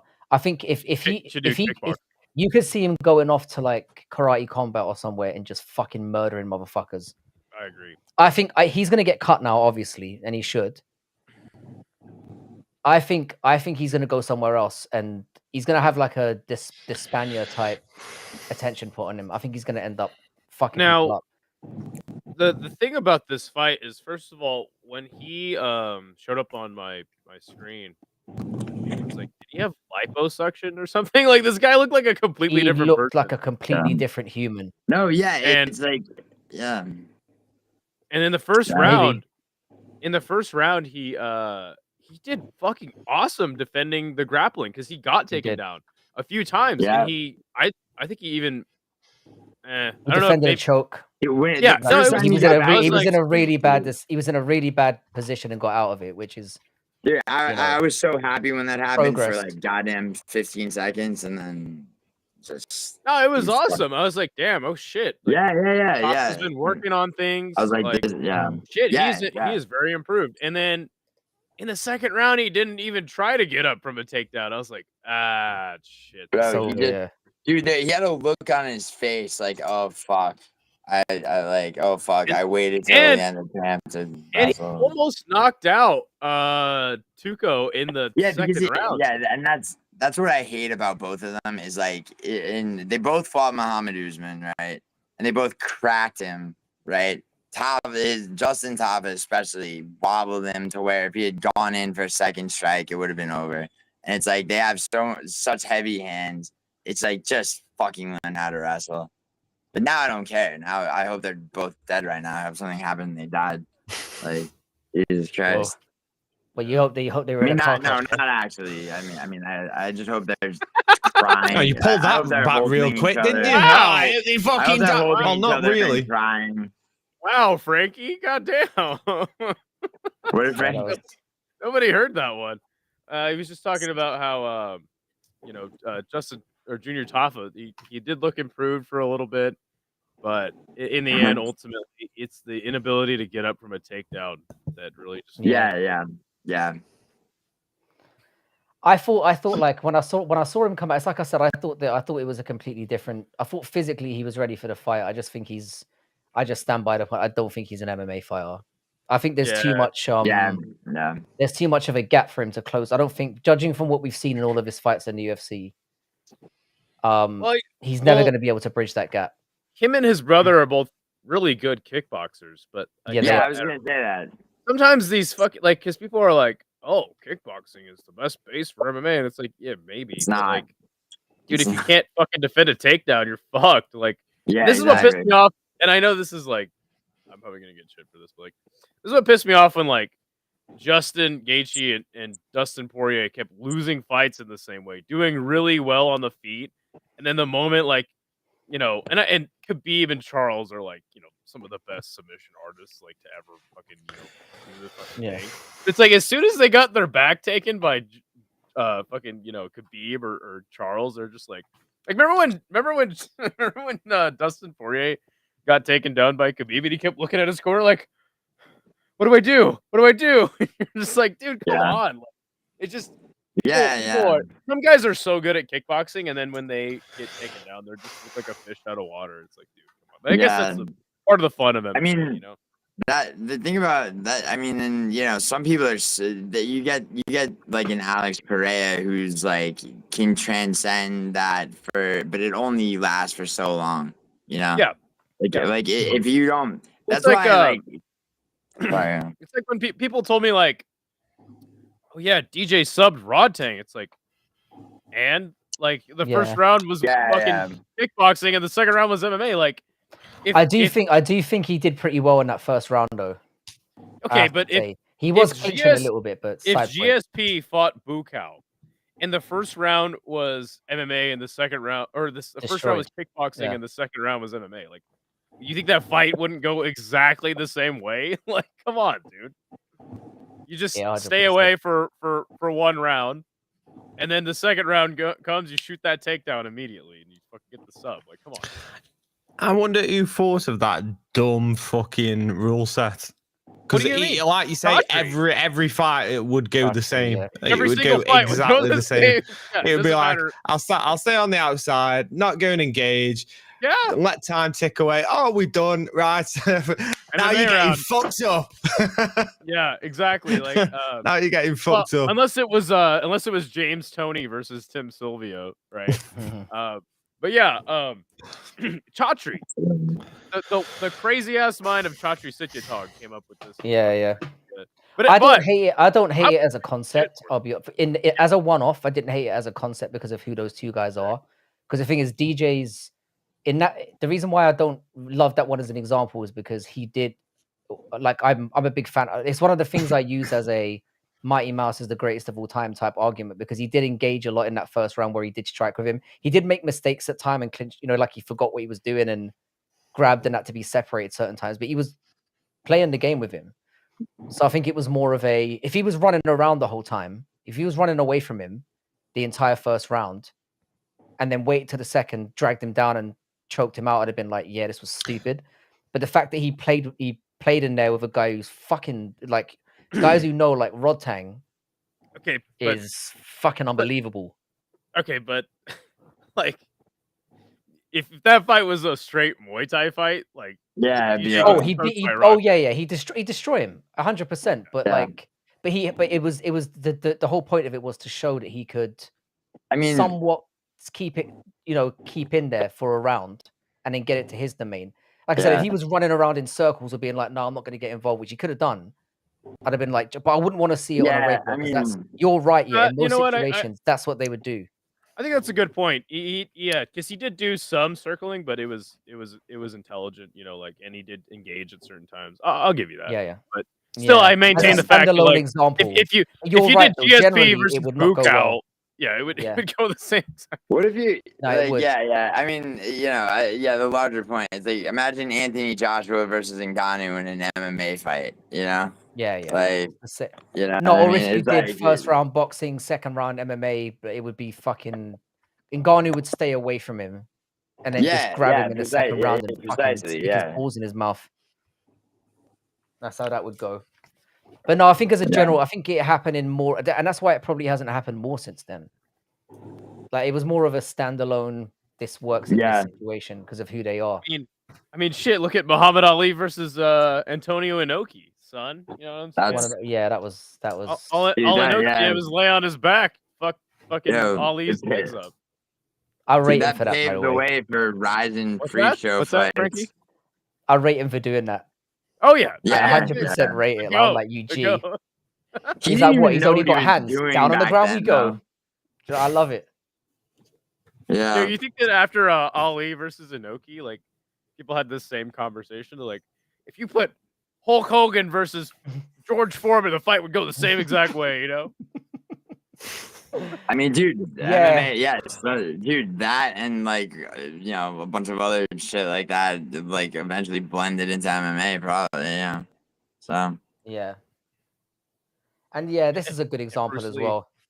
The Cosmo Alexander and yeah. Sage Northcutt one was a good example where Cosmo just fucking broke his face. But yeah, there's a reason we don't see this all the time. It's more of a gimmick fight. I think they just wanted any excuse. Rod Tang was the biggest thing other than DJ's name there. They probably saw him as like the biggest, get Well, two yeah. names together and bring as much To be attention onto fair, it. like I started watching one after that event because like I didn't remember. I don't know if you guys had this problem when you first started watching MMA, and you guys started watching a lot earlier than me. So, but when I started watching in 2019, I was like, okay, I want to start watching this. How do I even watch this? Because like it was like confusing to get ESPN Plus. I didn't know you had to like do all this shit, and then especially one, I was like, how do I even watch this shit? So like, Yeah. I found a fight companion for 1X, and I was like, dude, I gotta start watching this shit. So that's kind of what put me on to was 1X. Yeah. And it's more like, what do I watch as well? Because there's so much out there. Yeah. And I think is one free for you? Like all I need to do is go on one's website and it's free. Actually, what's interesting is when I was in Sydney a couple weeks ago, the YouTube events are geo-blocked and they're not on their YouTube channel, so I had to use a VPN to watch. But on Amazon Prime, they do cards once in a while, and I was gonna say Amazon they're Prime. free on Amazon Prime. But as far as the YouTube events, they're free in the States. I'm pretty sure all the events are free for the UK. I'm pretty sure. Really? Just on their website? Yeah. Yeah. I've never had to pay for one. Yeah, I mean, as far as I know, it's been a while. What about Rod Tang versus Takeru in Japan? You guys didn't have to pay for that one? Because I remember when I went on their website, it was like $24. I'm not sure. I'm not sure. You guys are a bunch of one casuals. I am. I got the one. No, I know. I can tell you, it's Amazon Prime. It costs money in the US. Speaking of confusing, I remember shit. You know what I'm saying? Sorry, go ahead, Brutally. I remember we had the same situation going on with Bellator when Bellator a few years ago had the deal with BBC, and they didn't advertise it. They didn't show what time it was going to be on. It was just like, oh, we've signed this deal, but then there was no. It didn't tell you what channel it was going to be on because BBC have like fucking 10 different channels. They don't make it easy at all. And then you go on the websites and there's nothing on the fucking websites. You go on the where to watch and it says coming soon. Yeah, it's bizarre. It's hard to see why. Wait, you're telling me that Bellator didn't promote? That's shocking. It's not that shocking, is it? But yeah. No attempts on social media or anything. It was just the most so bizarre. weird. Like, it's mad how they came to a dramatic end. So wait, did you watch them on YouTube or were they only on BBC channel? Before that, it was just wherever you could find it. Okay. Like highlights and. Dude, am I the only one that kind of misses Bellator? I do. I'll tell you something. I've had my best experiences going to Bellator live. Like, I've been to UFC, I've been to Bellator, I've been to one events. Like, I thought Bellator was one of the most fun experiences I had. Wow. Dude, I remember watching Bellator and then like being so jazzed when there was like an hour and a half of post limbs after the fights. I'm like, what? Post limbs? I'm like, fuck yeah, I'm here for it. I'm such a fucking MMA degenerate. Yeah, no, I do miss them. I just wish they'd been run better because we've talked about this multiple times. It's like competition is really good for the space. Well, like, I think that I think Scott Coker, which by the way I've met Scott Coker at the one championship event I went to. Scott Coker was there, and I was like, "Yo, what the fuck? Why?" I asked him like, "The fuck are you even doing here?" He's like, "Oh, Chatri just invited me." I'm like, "Dude, what the fuck? Like, yo, you better watch out. It's gonna be like the scene in fucking Goodfellas when Joe Pesci went into that house and he realized it was all empty. Yeah, he realized he's getting Yeah. But I think that Scott Coker was put That's in. That's funny, dude. That's a good analogy. I think that Scott Coker was put in a really shitty position because, like, Bjorn Rebney left 2 companies and handed them to Scott Coker, and they already had the deal with CBS Sports, in which Scott couldn't really do anything but just kind of be the face of the promotion, you know. So I don't think that it's really like his fault. I think it's just more like a big corporate entity taking over the company and then just being like, "Yeah, we'll air your events, but that's it." Yeah, we're not going to promote. We're not going to. I don't know. It's a shame because I think there was potential there. I think the presentation was good. I think it felt like a slightly lower level in terms of production value than the UFC, but they had it right. Mhm. You know, whereas PFL is just fucking embarrassing. Oh, One thing I will say, PFL. I hate one everything thing I will about it. say, It's awful. well, I don't know. I don't want to be the They don't PFL even do the smart cage anymore, which is fucking bizarre to me. And no elbows. They not? They don't do that. No, I haven't seen that for a little while. They had some good ideas. Like the smart cage is one I wanted to see just because it's more from. They still take. You know what? I think you're right. I think because I haven't seen. I haven't seen it for a while. I haven't seen Blagoy Ivanov throwing a 32-mile-an-hour strike recently. So I think Do you know what it was? It's just more that the reason why I liked it is it gave you like where they put everything that the judging criteria should be into an algorithm that shows as the fight's going, it automatically collates things, and it is a little bit confusing. But even if you don't know what the fuck you're doing, you could see that the AI is basically saying based on what you've given us in terms of this is what should be scored. This guy should be winning. So one thing I will say has that for UFC kind of with the stats. I like that PFL shows leg UFC stats are fucking. Every time I see the UFC stats come up, I'm like, what? I know. Whereas with PFL, you're actively seeing the counter go up as they're happening. For sure. Which I think was really helpful. Although leg reach and tail of the tape, which I think actually matters. One thing I will say that I think Bellator made a mistake on is they kept putting Usman Nurmagomedov in main events in Chicago, and like the card would actually be good, and then Usman Nurmagomedov would fight, and the crowd would boo the entire time. It's like, dude, okay, you can't keep putting your like most, your most hyped up guy in the main event when he's just objectively boring. He's insanely good. It's like Shakur Stevenson level of like, God, this is fucking terrible because this guy's too good and he's just being defensive. Yeah. You know what I'm saying? Like, I think that was a big mistake that they made a bunch of times. They put really uncompetitive squash matches in the main event, and the guy wouldn't go for the finish. But I don't know. Listen, man. Like, I understand everybody hates PFL, but when PFL's gone, I think that it's gonna be a very bad day. I don't think anyone's gonna notice, to be honest, mate.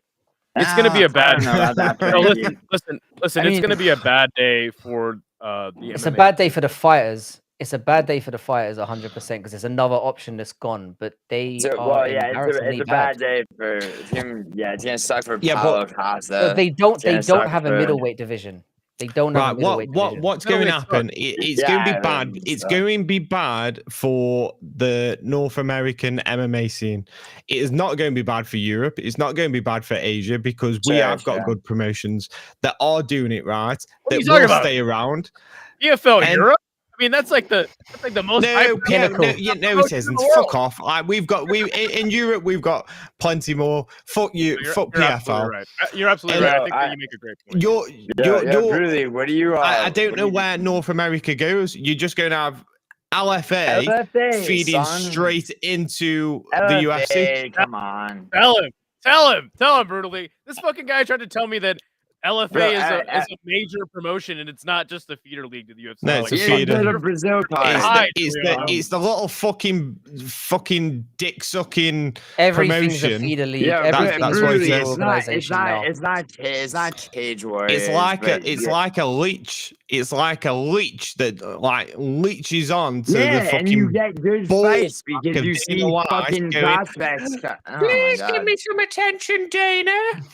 We'll give you fighters. We'll give you the best fighters. All right. Brutally, I know you have PTSD from Cage Warriors being fucking subjugated to that, but I mean, LFA. You've got no promotions, and it's sad. It's sad, but you've got no promotions. Dana. Oh no!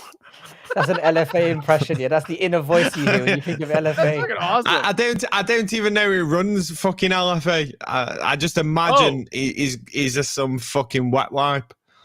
Oh, I think that the promoter of LFA is like a notorious scumbag. But hey, you know what? At least it's not like Cage Warriors, where I think the guy that runs Cage Warriors is also a manager. Yeah, he's the manager. It's all corrupt. It's very fucking corrupt. Yeah. It's very corrupt. He's a from what I know, he's a manager, and you know who needs to get back into MMA? Don King. That's what I want to see. You know what? Don King should start another MMA promotion. It'd just be fucking awesome. Ain't he dead? I think he's like 90. I think he's 90. Pretty much. Fuck off. He's not. He's never alive. There's no way Don King. No. Fuck off. He is. He's alive. How the he's alive. fuck is he alive? He's pretty much dead. But he's actually, 93 years old. He will come back. Fuck, 93. He will come back once a year to do a boxing event. And when you watch Don King boxing events, which I have in recent years, it's in like a fucking gymnasium, and there's like picnic tables out, and it's like a barbecue / picnic / Adrian Broner fight. It's fucking sick, dude. There's like American flags everywhere. I'm like, fuck yeah, dude, Don King. But Don King is dead, basically, but I think he's injecting the blood of small children to maintain his life force. Somehow, some way, I don't know how that fucker's still alive, but yeah. Yeah, he's got connections. He's still about, kind of. He's like, hooking himself up to something. North America MMA is going to be dead, and fighters will have to either go to Europe or Asia to if they don't want to be in the UFC to get paid. Well, you know, good thing One Championship's the biggest, combat sports promotion worldwide, and they get like 7 billion views an event. So, yeah, but are they making the money? Are they making the money when they're making money? No. I know you're being sarcastic. Well, no, they're actually a year away from being profitable, and they've been a year away from being profitable since they started. So, just give it one more year. Yeah. Making billions. There's a lot of things I like about One. I like the fact that they do like dude, their cards are like themed. Do you know what I mean? They have like themed cards where it's like there's a lot of things they do that are good. Yeah, I mean, you know, I'm the guy that's got I'm the one that's got a signed fucking Superlek and Haggerty poster. You know what I'm saying? But yeah. I mean, yeah, One sucks ass. Like. And everyone's always like, oh, fuck One. It's fucking terrible. And it's like, it's like, because you give a shit about MMA. If you didn't give a shit about MMA, One would be fantastic. You know what I'm saying? Like, Muay Thai is sick in One. Kickboxing is sick in One. Also, there's this weird shit going on where, like, all the One kickboxers leave One. And then all the K1 and Rise guys leave K1 and Rise for One. It's like... Wait, and they all cite the same issues, like I'm not getting enough fights. It's like, what the fuck is the kickboxing is just down so bad. But yeah, like the Muay Thai and the kickboxing is sick. The MMA sucks ass in One. It's fucking terrible. Yeah. Not only that, I agree with that. If you beat the wrong guy in MMA in One, that's over for your career because you beat the guy that they were hyping up. Fuck you, you're not fighting for 2 years. Yeah, I think BKFC. I think BKFC is going to be the next big thing. Like, I think 10 years from now they're going to be actually wearing a mainstream. KFC shirt. Oh, sweet, nice. No, I agree with that. I think they on the rise. They're doing a lot well. Put that hoodie back on, bro. Hey, how about you put another fucking leather jacket on, Giuliano? This isn't leather. This is fucking. That's why I told you to put another one on. It's another. How many leather jackets do you wearing one right now? How many leather jackets do you own?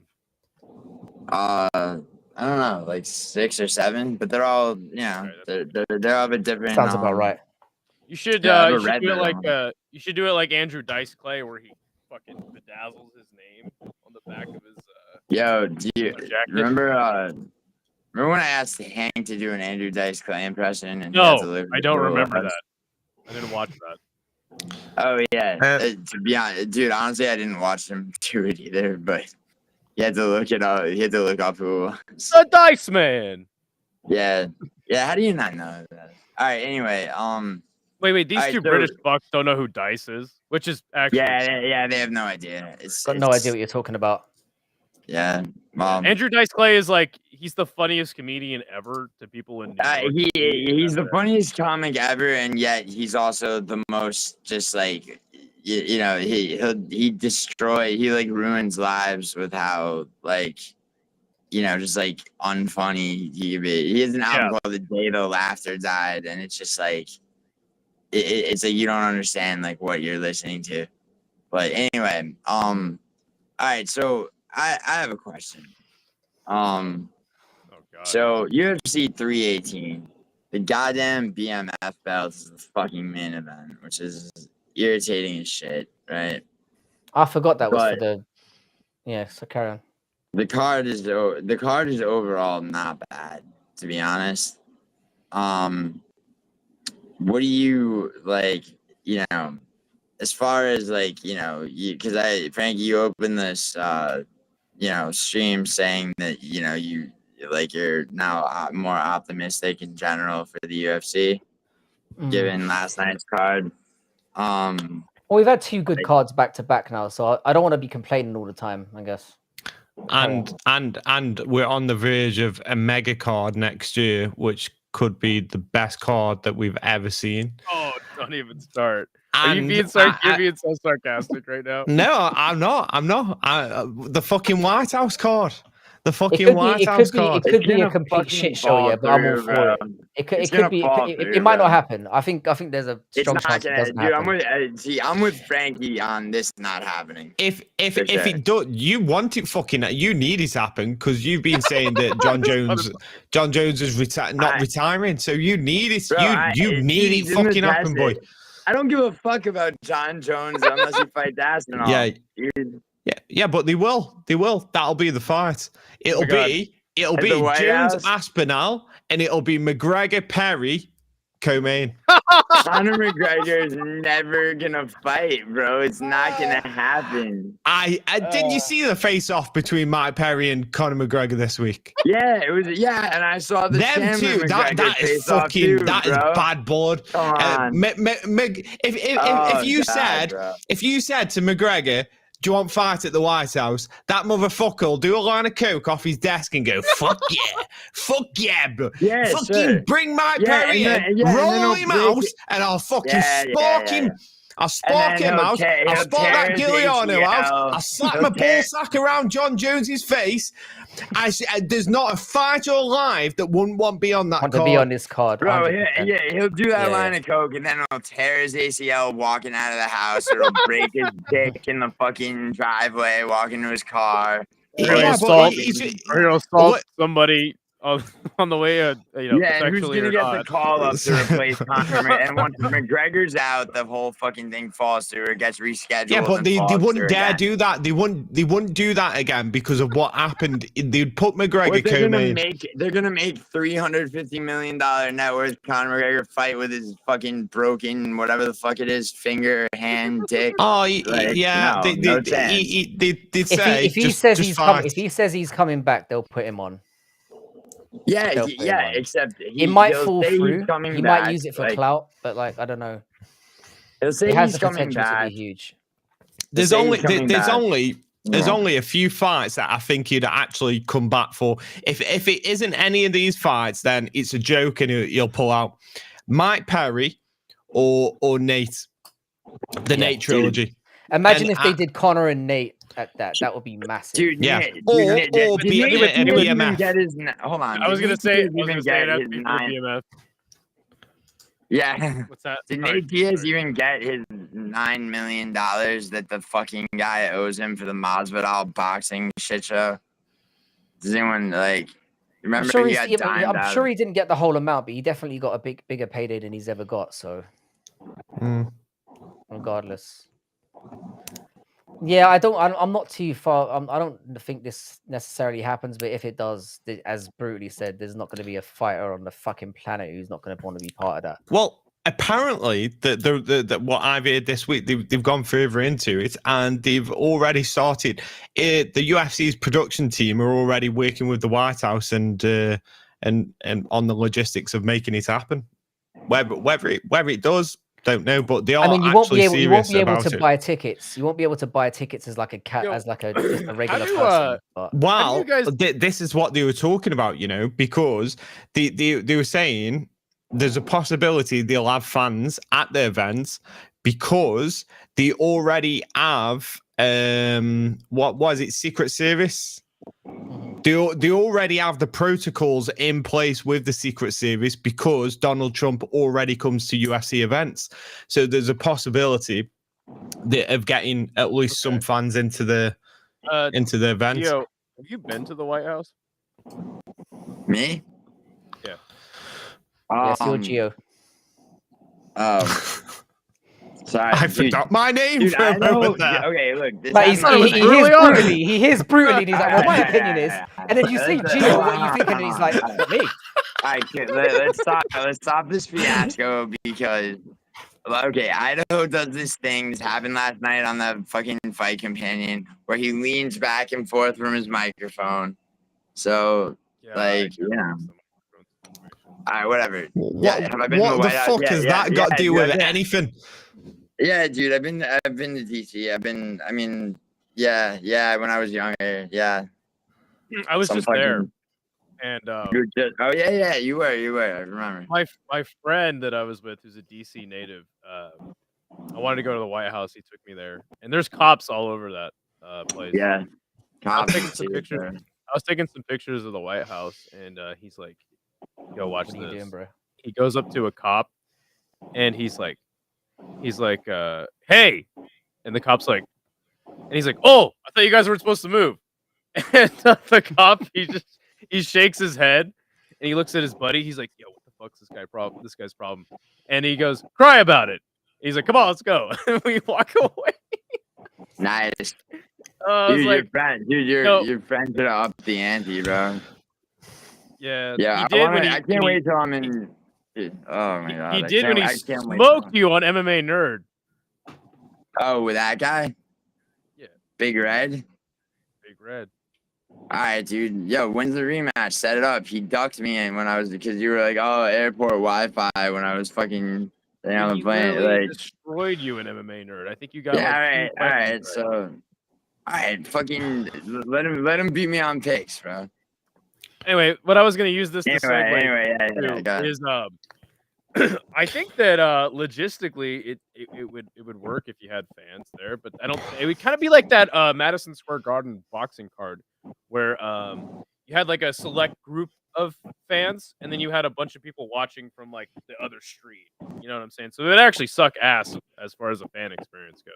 It would logistically work, bro. It's just there's so much involved in like the sanctioning and everything like that.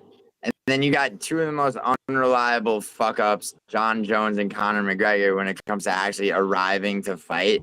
Like, and it's at the White House. Like, hang on. How many fights have John Jones pulled out of?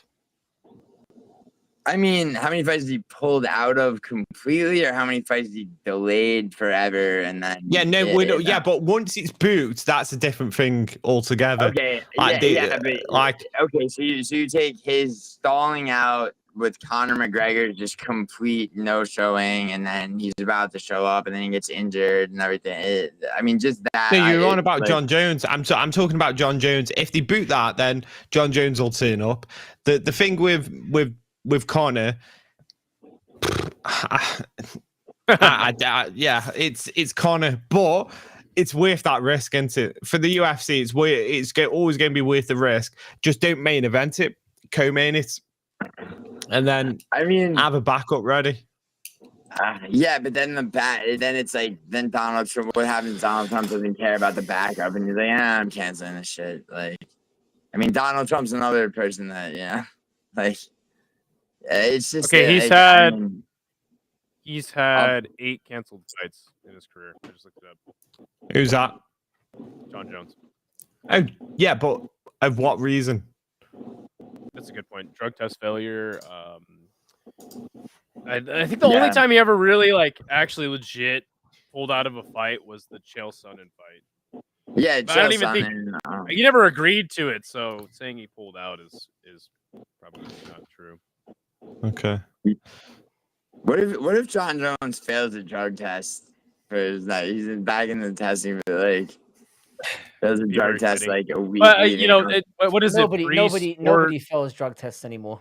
Yeah, it's like you saw this fucking gun. He's like, after he fails a drug test. This is what they've been building up to, the fucking mega steroid card. John Jones, Conor McGregor, they'll pull them all in. So Brock Lesnar will fucking make an appearance. Anytime you see Hamdi on a card, you know that everyone's on fucking steroids. Yo, I don't mean to make this political, but every time if you're gonna have a fight at the White House, it's gonna end up being political. I wonder who's fitting the bill for this card, because you taxpayers, you motherfucking taxpayers. If that's the case, then that's terrible. But then I was talking to the City Life Project. I was talking to City Life Project yesterday. He goes, "Oh, you mean every event in Canada?" Because apparently that's what the Canadian government pays the UFC money for the site fees every time they do. Yeah, so some of them do. I think a lot of places do that. Yeah, a lot of places do that.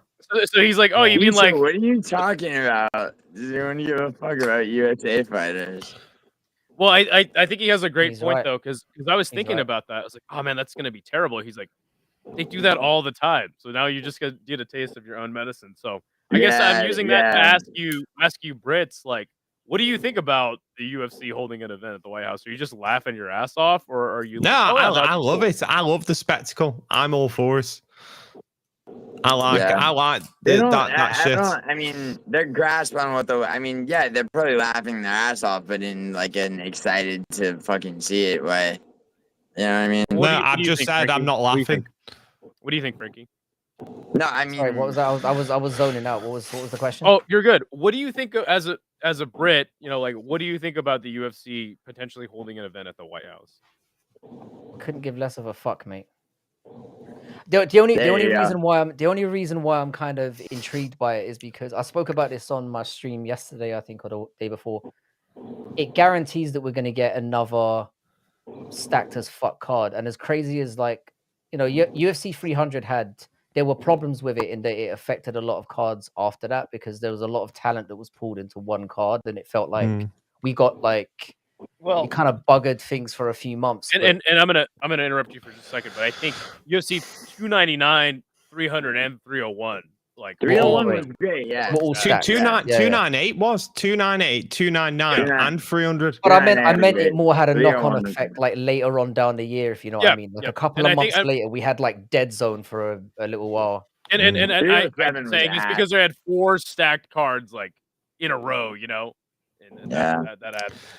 But I like a bit of spectacle. But one thing I think it guarantees, if it does happen, is we're getting Aspinall Jones. I think it guarantees it.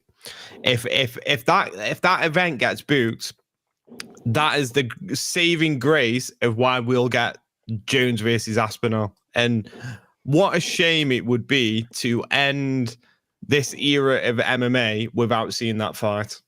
Yeah. It's the only fight that I think. Well, I mean, there's a few. We've got Ilya and Makhachev. We've got Ilya and Makhachev that might line up. But there's plenty of time for that, though. There's plenty of time for that. That's gonna. People keep asking. I asked a question to my live chat during the UFC event yesterday, and it was, "What would you rather see?"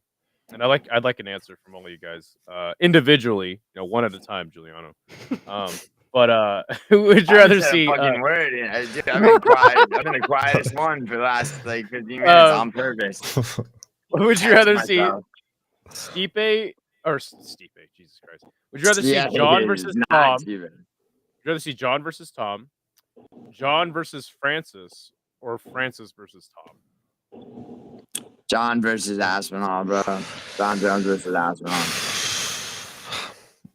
Yeah, it's got to be John versus Aspinall. It's got to be John Aspinall, yeah. Now, for me, it's easy, and it doesn't require much thought. It's Francis versus John would still be the more interesting fight to me. You know why, Idaho? You know why not, dude? Like Jones' grappling is just completely superior, dude. He really, like, I mean, there's no, I don't think Ngannou really has a chance. I think Jones would control distance, you know, in a way. See, Aspinall could break through that possibly, and Aspinall can grapple very well. I don't think, you know, and I mean, if you look at Ngannou versus Cyril Gane, dude, Cyril Gane was winning on the feet, and then Ngannou switched up to wrestling. I mean, you know, you mean Ngannou with both knees blown out? Yeah. But like, regardless, dude, it's like, I don't know. You know, To me, Francis versus John is still the more interesting fight than out of all three. I mean, well, the thing is, Jones would want that. Dude, Jones would make a case. Yeah, I feel like that. Francis's stocks dropped. Yeah, I feel the same. He's been out of the MMA limelight for a long time, and you should stop talking about fucking Phil DeFree. Okay, nobody knows who. Isha. Okay, Isha, we need to. You, me, and Idaho need to settle something up, because Phil DeFree is. It's like he's above average for KSW, bro. Come on. Like, I mean, I asked Idaho, right? Because I was talking to him on the phone, and like I asked him, like, you know, I was like, who would you, if the UFC was gonna take on either Phil DeFries or Anatoly Malikin, and I'm talking about now, right? Who would you rather see in the UFC? Anatoly Malikin, right? I don't think that either of these guys know who either of those guys are. Wow, you casual. I don't think that Brutally Honest or Frankie know. Brutally Honest, you don't know who Anatoly Malikin is? Well, okay, I completely zoned off. You know when you know when you're driving on a motorway and you get like tunnel vision. Brutally, like when you were playing. That's how irrelevant Phil DeFree is. Yeah, good point. Also, but Brutally, did you zone out like when I pieced you up in chess when I checkmated you in 3 minutes and you made the excuse that you were driving? Oh fuck! I can't believe we're talking about this again. I know. Yeah, I'm zoomed off again. Sorry, what were you saying? What was the question? I was saying that it was I mean, it was more to Isha, but yeah, no, just basically he goes back to watching soccer. Yeah, for a second. Oh yeah. Your parents intermittent is 8 ass, bro. It is 8 fucking ass. Sorry, we've been derailing the whole UFC. Yeah. Sorry about that. No, it's all right. You know how Sundays go. We just go where it goes. The wider thing, basically. All right, so let me make this. Let me segue this into something actually relevant. So the heavyweight division of the UFC, right? Like, I mean, you know, I don't know. Like, I mean, when is that? First of all, when is the Aspinall's first title defense going to be, and who's it going to be against? I mean, we talked about this a lot. Frankie talked about it yesterday. He's pretty confident that it's Alex, right? Yeah, I know. Frankie's all like, you know, he's saying it's Alex. So if that's the case, then who is, you know, like, and we talked about this too, and you said Carlos Ulberg is going to be Ankalaev's first title defense. And like that, I mean, that's almost like they're sacrificing the light heavyweight division, you know? Because, like, I mean, go ahead. I don't know. Carlos Ulberg has like, I know he doesn't have amazing wins on his record, but he has risen up the rankings. Oh, he's got good wins, but barely, you know? I don't think he beat Jan Blachowicz, but again, it was another close one. But I don't think it will be because he deserves it. It will be because there's not another viable option. And you've got to see it at this point. How are they sacrificing the light heavyweight division? They've already used Alex. They've used Alex to get the next champion in. So Ankalaev has taken over the division. he's only probably got 1 or 2 more fights left in him, Alex, anyway. It's not exactly like it's a prime fighter that they're sacrificing. When I say they're sacrificing light heavyweight division, what I mean is that as a dominant champion, right? Before he lost the belt, right?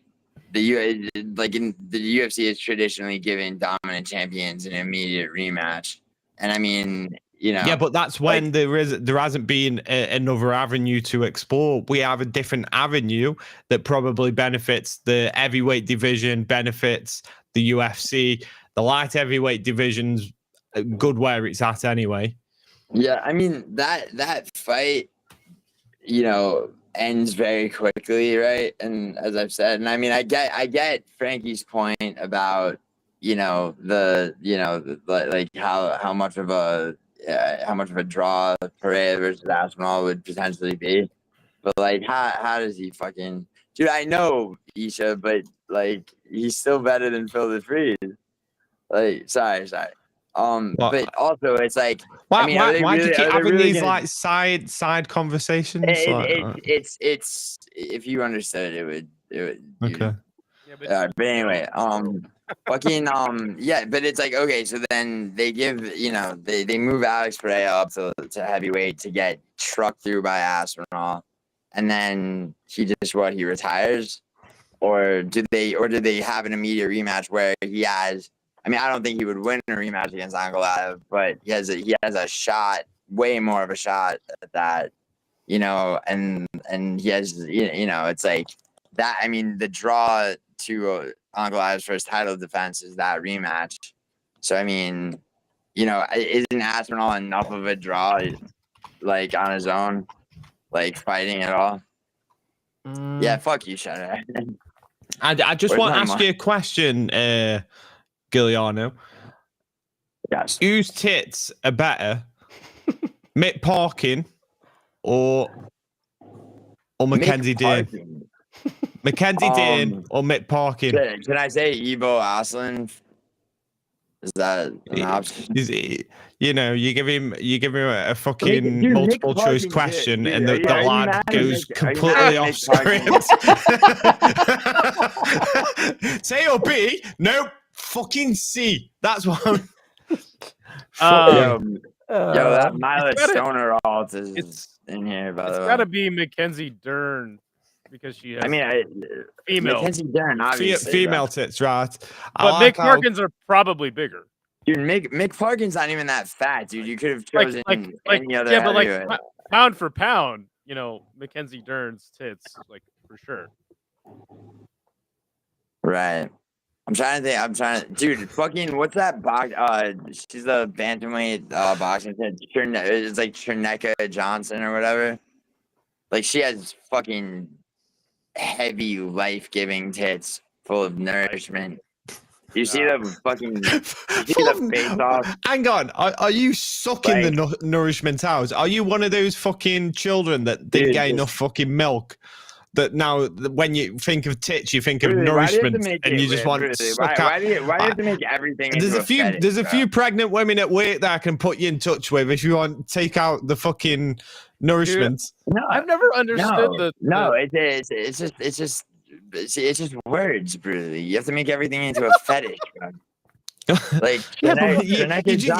talking about tits, and most people go, yeah, fucking tits. I love step my dick between them.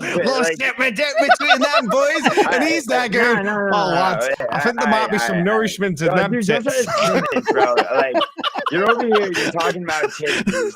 You're talking about titties. I'm like, look at the titty meat on Cherneka Johnson, and you're talking about fucking breast milk fetishes. So you're going to fucking chop the tits off and fry it up like a fucking steak. Dude, listen to this guy, bro.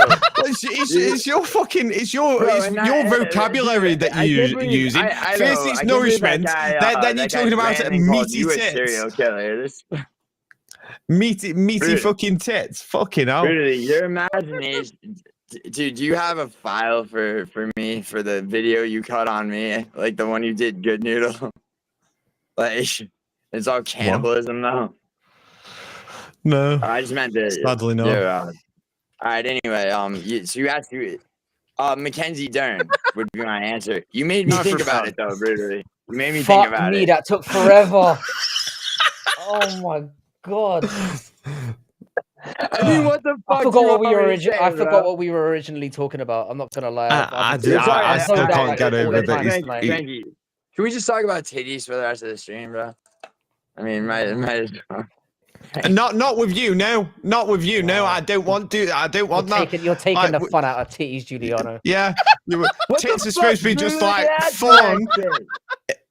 and Who you're has supposed to better want tits, sticky Drew? dick between them. You're talking about all this fucking my God, nourishment and fucking titty meat and fucking like. Why can't you just be a fucking normal lad for You're once? You right. just Oh, go, yeah, I Drew, fucking Drew, love Drew, shag my Drew, tit. That was them it. He tits. tried to give you a layup and you just fucking absolutely blew it. Mate. Oh, layup. Who has better tits, this man or a woman? Yeah, exactly. And you still went on to a fucking like monologue about your fucking life. Fuck me. Like, it's easy. Like, a My man's legs. tits or a woman's I tits. said Oh, yeah, I'm Mackenzie going to go Dern. for the fucking woman's tits. Okay, listen. All right. I said Mackenzie Dern, and then I segued into Trineke Johnson. You Not said a rough segue, bro. about 20 minutes later. Not a rough segue. Okay? Like, MM to boxing. Like, fucking... But, I don't know, dude. I'm sorry, guys. I got Giuliano off the rails, and Look at what we've done to our boy It's here. this energy drink that Mason made me buy. DeFreeze has the best hits, obviously. Dude, This is what we've done to City Life. He's been given every effort to keep. You're on mute. You're on this mute, direct- brutally. Yeah, we're doing everything. He's doing everything he can to direct this to like serious MMA chat, and then we've just dragged him down into the he's gutter. still talking about Phil DeFreeze. Anyway, is there anything else of sustenance you boys want to bring up tonight? Because Yeah, dude, I want to talk about I'm having 318. trouble concentrating. I actually do want to talk about 318. I think Dustin wins, and I don't know why people. Well, because he won the first 2 fights really, really clearly, and this is fucking pointless. Yeah, I mean, well, it's true. I mean, dude, I hate the BMF belt. And it makes no sense as to why this is happening. They should have done Poirier and Justin. I know, Gaethje. I agree.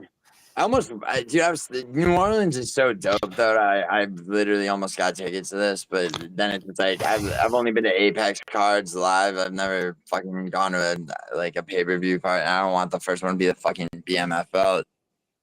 I like the Kabbalov. I like Kabbalov versus Casa. I like Vinicius. I think there's better. Yeah, I think there's better fights on the prelims than there are all. Dude, on Vinicius on the main Oliveira card. is one of my favorite fighters right now. I think I'm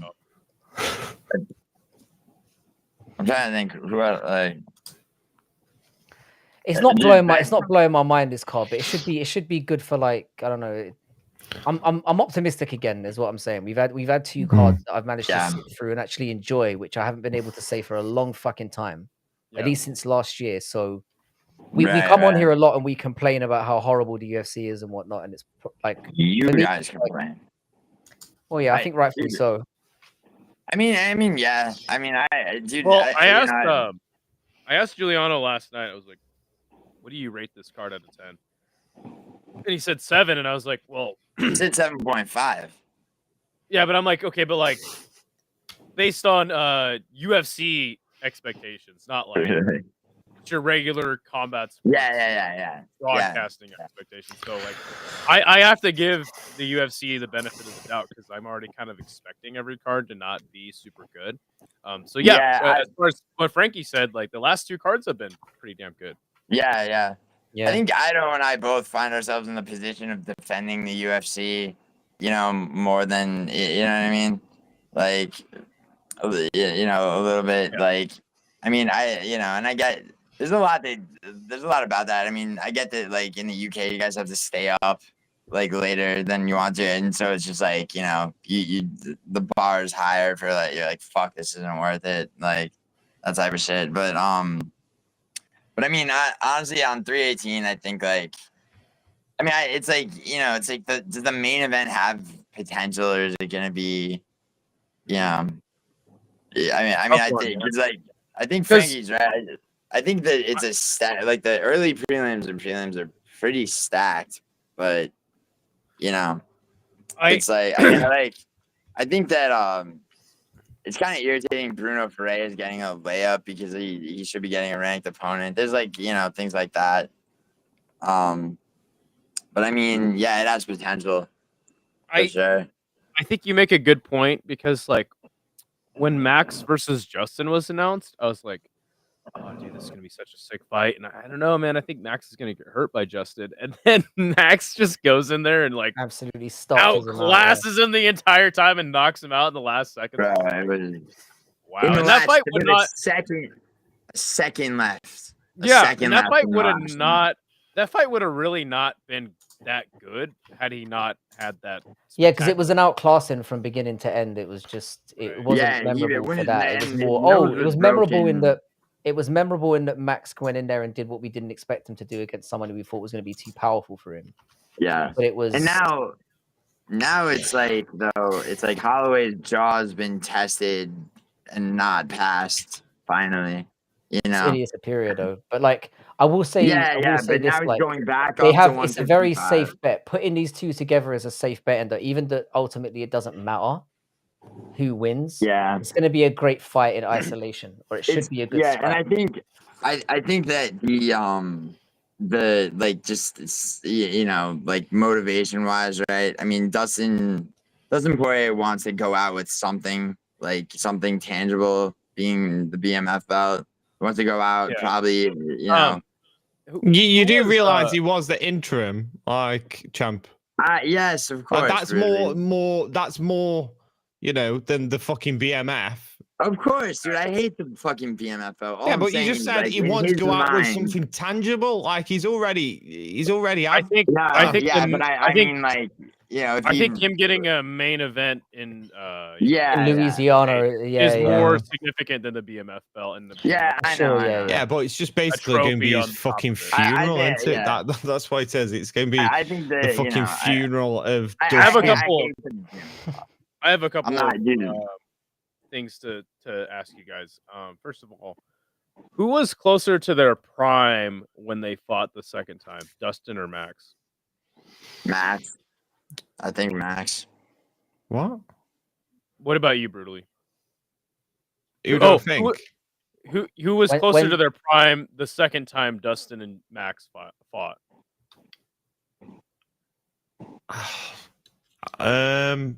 Dustin? I don't know. I really don't know. What about you, Frankie? It's a hard one, It's hard with how experienced both of them are at that. I don't know. I would probably say that Max was probably more in his prime, but I think the reason why it's a weird one is because again, it was a weight class that he wasn't prepared for necessarily. I would argue that Max Holloway is actually more in his prime right now because when he fought Dustin Poirier, I feel like he looked a little green because remember when he said that he plays the UFC games and that's how he learns to learn stuff. Yeah. Like what? And then I didn't even see him throw elbows until the Calvin Kattar fight. And then now, in the Justin fight, he's throwing oblique kicks and shit. I think that Max Holloway is actually leveled up much. His game has developed so much more since the second time they fought, and Dustin's is still relatively the same. Aside from the Islam Makhachev performance, where he actually showed some wrestling. One thing about that, dude, I think Dustin Poirier he's like a rare type of fighter who can improve between the age of 30 and 35. I mean, the Islam fight, that was a very good performance. I mean, he did get subbed in the last round, but that was a very good performance. I mean, I think he and I also, I think sorry, just to interject for a second. I think if they'd made this fight after Max had beaten Gaethje, it would have made more sense. But then him going back down to 145 and then coming back up again just makes it seem nonsense. I don't think I know it was a title opportunity and you kind of got to take it, but I don't think Max should have gone back down to 145. I think too much happened. He certainly looked. I'm kind of with Idaho on this because it looked like Max was a lot more ready for 150. He was more prepared for 155 than we thought he was when he fought Gaethje than when he fought Poirier the second time. I think the fluctuation and also coming off the knockout. I mean, he'd never been knocked out. You know, I mean that does.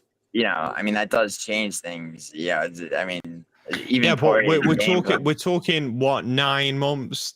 Like that's a good. If we were talking 5 to 6 months, I'd agree that might take something. You know, he hasn't that like, would factor into it. Yeah, he hasn't just. I think he's taken the requisite time, and everyone's different. Some people recover from knockouts really well, others don't. My next question is: God. Imagine Dustin Poirier goes out there, and he somehow, which I think is highly unlikely. I think I'm gonna pick Max in this fight. Let's say that Dustin goes out there and he somehow just flatline KOs Max Holloway in the first round or something. Yeah. What are the chances that he sticks around and fights Ilia Topuria? No chance. No chance of fighting Ilia Topuria. That he retires and comes back, or that he kind of stays on the roster. And no, I think he's done for good. I think this is a family thing. I think it's like he's got to the point where he's like, I mean, what is this kind of? What is this? Fast and the Furious? It's all about family. He's taken a lot. He's taken a lot of damage. He's had 3 title shots. He's you know, going against. You'd be looking at Ilya and thinking, "Fuck me, do I want that? Do I really want that?" No, I think the answer is no. He's not fighting for the belts. He might fight like Oliveira or something, like, you know. There's no value. But I don't. I mean, I think 75% chance he retires on this. There's not. No, it's 100%. It's 100%. He's already 100%. Been talking about it for years. It's it's in Louisiana. They've set it up for like be this big, massive like hometown event. Why would then he go to somewhere like fucking Nashville on a fight night and fucking retire then? I just think you guys like 100%. You guys love to say that. It's a fairy tale ending to his career. He's fighting in his hometown. It's possible. It's fucking possible. It is possible. I basically agree. No, it's not. There's no chance. I honestly think, right? There's nothing left for him. He's done. He's done with the sport. He's not going to get another title. McGregor coming back then fucking Dustin. His goal was to become champion, like undisputed champion. That's not going to happen. He's fought pretty much everyone in this. The only thing he could possibly get is another up and coming killer that's going to do serious fucking damage to him. The only thing left is to win the BMF belt, right? Yeah, I mean, that's basically it, right? Like, that's it. And but dude, by the way, you said your take. You think Holloway's gonna win, bro? I do. Yeah, $20, like last night. God. Sure. No, we had a $20 bet. I said sure. I'm taking Dawson. But yo, there's one other fight actually on this card that I actually wanted to ask. Yeah, I want to see what all of you think, because so Dan Ige fighting Patricio Pitbull, like these Bellator guys that have come in and they're hyped up, right? Other than MVP, they've all disappointed. Like, I mean, especially what's his name? That just fought Patchy Mix. Like, I mean, that was just a abysmal disappointment, right? Like, do you think that any of them? I mean, Patricio Pitbull's fighting Dan Ige. Like, do you think that any of them have any? Like, does Patchy Mix just turn around and suddenly be what everyone thought he was gonna be, or is there any or do they just fade away? And I think Patricio and Patchy are two very different sides of the Bellator coin. Patchy was in his prime after the Bellator Grand Prix, and he had quite a few layoffs. Then he came back against Magomedov. Arguably lost that fight as well. It was a close one. It was a tough fight for him. Patricio, on the other hand, is Probably the best fighter ever in Bellator history. I don't know if that's crazy to say. There was a time when he was doing where there was a legit argument where, and this is when Bellator Bellator's always been irrelevant, but people were asking the question like, is he the best featherweight? Right. Like, he was And then doing that kind of shit. remember we were like, oh, dude, Patricio versus Bulk would be sick. But yeah, I think that he is arguably, again, you could say it's this guy or that guy, but I think has a case for the best Bellator fighter in history. And then I mean, sure. He's past it at this point. Right? So he's taking on somebody like Dan Ige, and I think that Patricio, no, he already had his chance against Yair and he blew it. But I think Patchy is an interesting case because I think that he could still be a top 15 guy. Just I don't think he's going to win the belt. Of course, he's not gonna win the belt. See, what I think is like, I mean, it's like, do you remember before that fight, like, everyone was talking about how it's like, oh well, because it's like you bring up Pitbull and like even like Michael Chandler and shit, and it was like no, the bantamweight division though, it's different division of the belt, Bellator. Patchy makes different guy, this guy, and then Mario Batista just styled on him. I mean, I don't. It's like transplants from. I mean, I only RDR, only Rainier de Ritter has like come in from like and actually like sort of like reinvented his career. And I mean, obviously he's from one, but. Like, what do you mean by the only one to reinvent his career? One. What? How do you reinvent it? What do you mean the only one to reinvent his career? So like okay, from division, so from Rising, from Bellator, from one, right? Like fighters that have come in have like basically, I mean, you could argue MVP, but I mean, he lost to Ian Gary. I know it's not. It didn't come from an MMA organization. But surely Alex Pereira is the best example of that. Yuri Prohaska. Well, yeah. I mean, that's a bit different. I think all the guys that came from Strikeforce. Well, yeah, but Strikeforce was like a feeder promotion as much as you're saying LFA is. I mean, DC talked about that. Like it's only because they got bought out by the UFC. Well, I mean, yeah, but even before that, a little bit. Anyway, Bellator was a legit.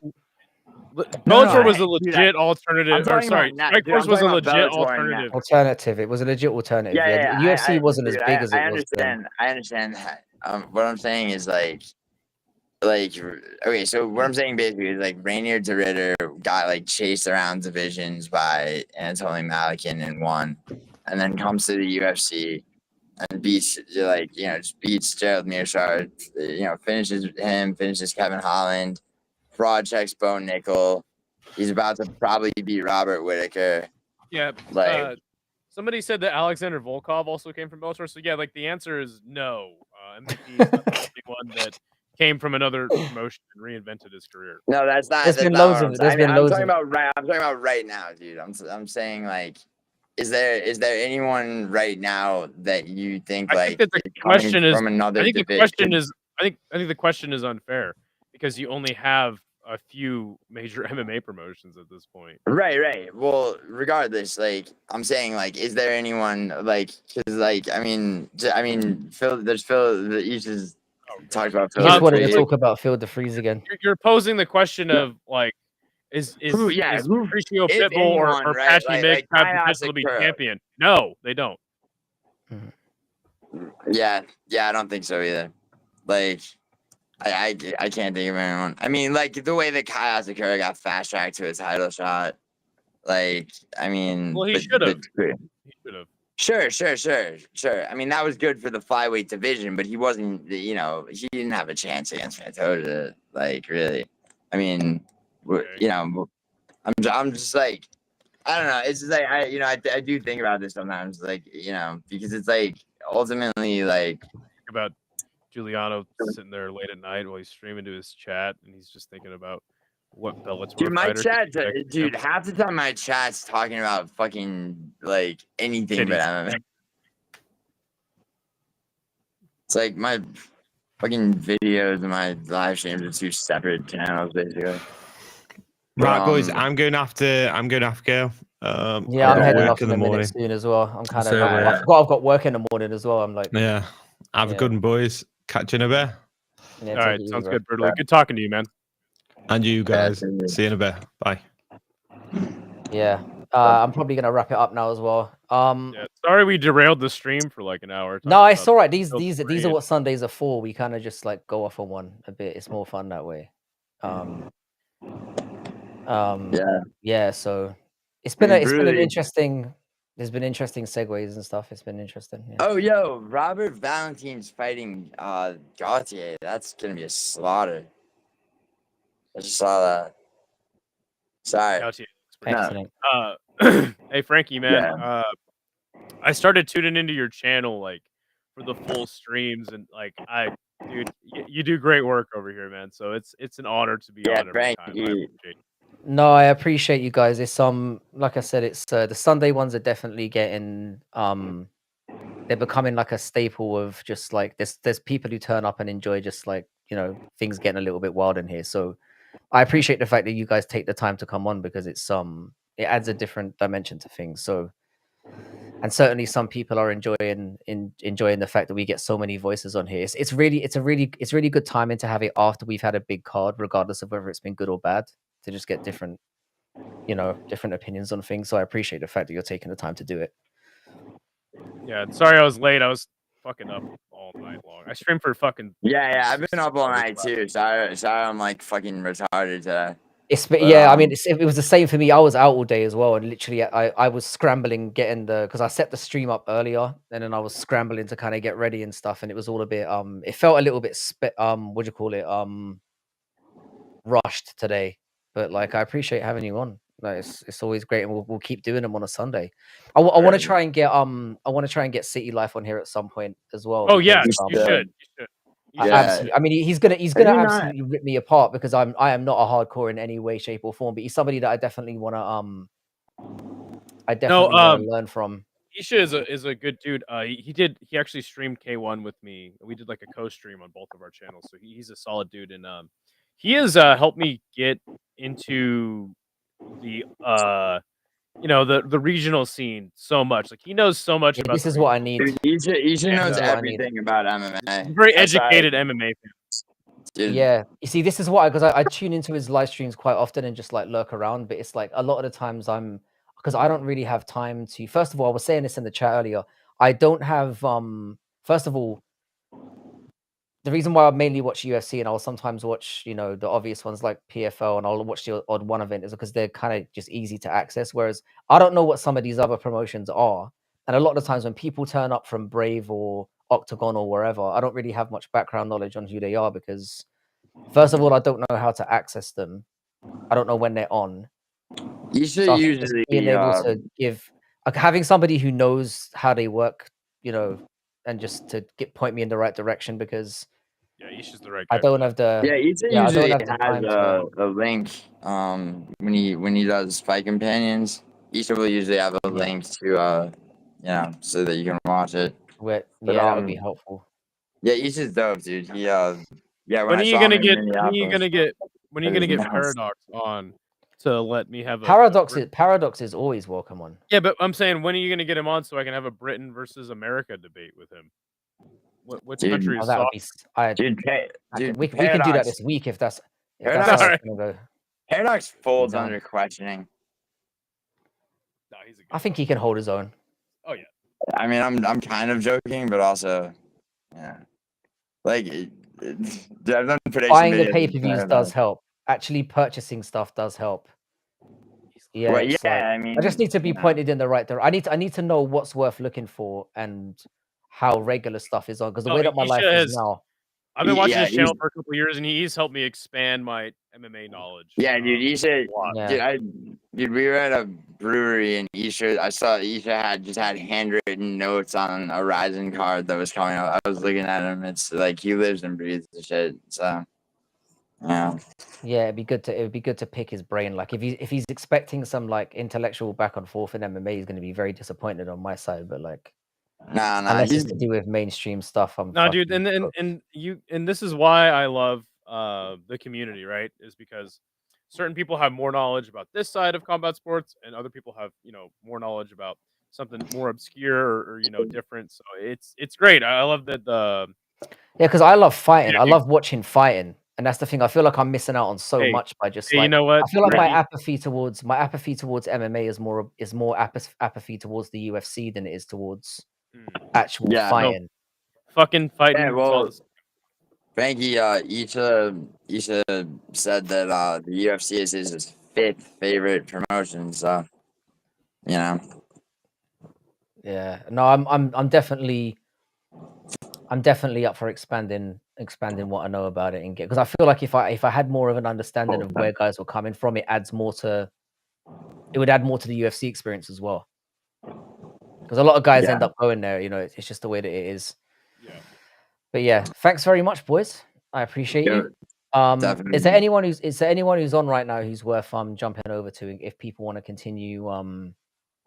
Is there anyone you guys can think of? Probably be doing a matchmaking show later for the card. So look out for that. I've been trying to do a live matchmaking show, and it's fun because I used to do videos, but now I'm doing them live, and I'm having like people vote in the poll, like who would they rather see. Yeah, I haven't sat and done I haven't edited a video in fucking ages. Like I just don't have time to do it anymore. So. Frankie, thank you so much for telling me about Sub Magic. Like, your short videos lately have been dope.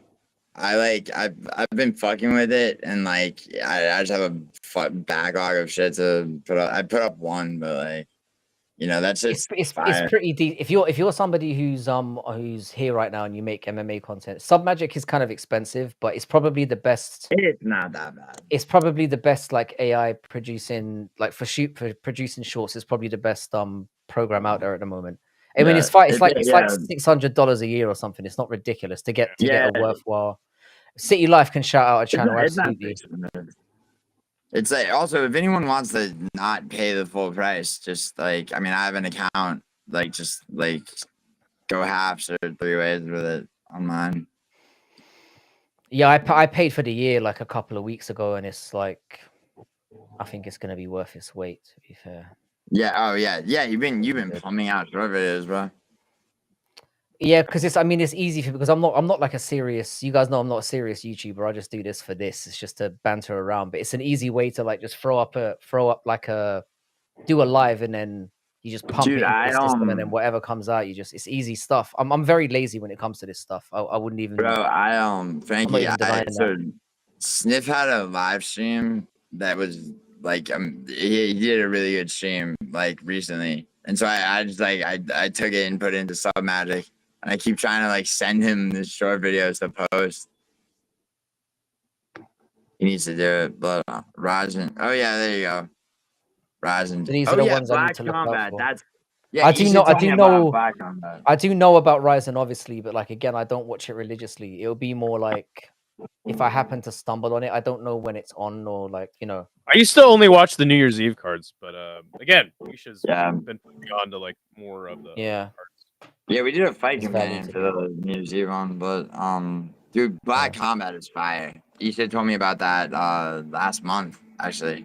And it was Black Combat. I'm all in with that. But yeah, shout out to you, Combat Casual. Subscribe to Combat Casual. Subscribe to City Life Project. Subscribe to Combat Casual. Subscribe to Fight Night Frankie, and I guess unsubscribe for me. Subscribe to Brutally Honest too. And I guess Chris Gray. Brutally Honest. Yeah, I haven't seen Chris Gray for a little while, so it was good to see him. He was here at the beginning. He's got I guess he has a. Yeah, I saw him pop in for a second. That fucker was up all night with me watching fucking K1. Yeah. Anyway, boys, I'll catch you on the next one. I'll probably be back during the week just to do a little breakdown because we've got to do. I might do a little panel at some point during the week to actually fully break down like next week's card, just to talk about. And go deep into it a bit. I gotta get Good Noodle to service. I've been talking to him.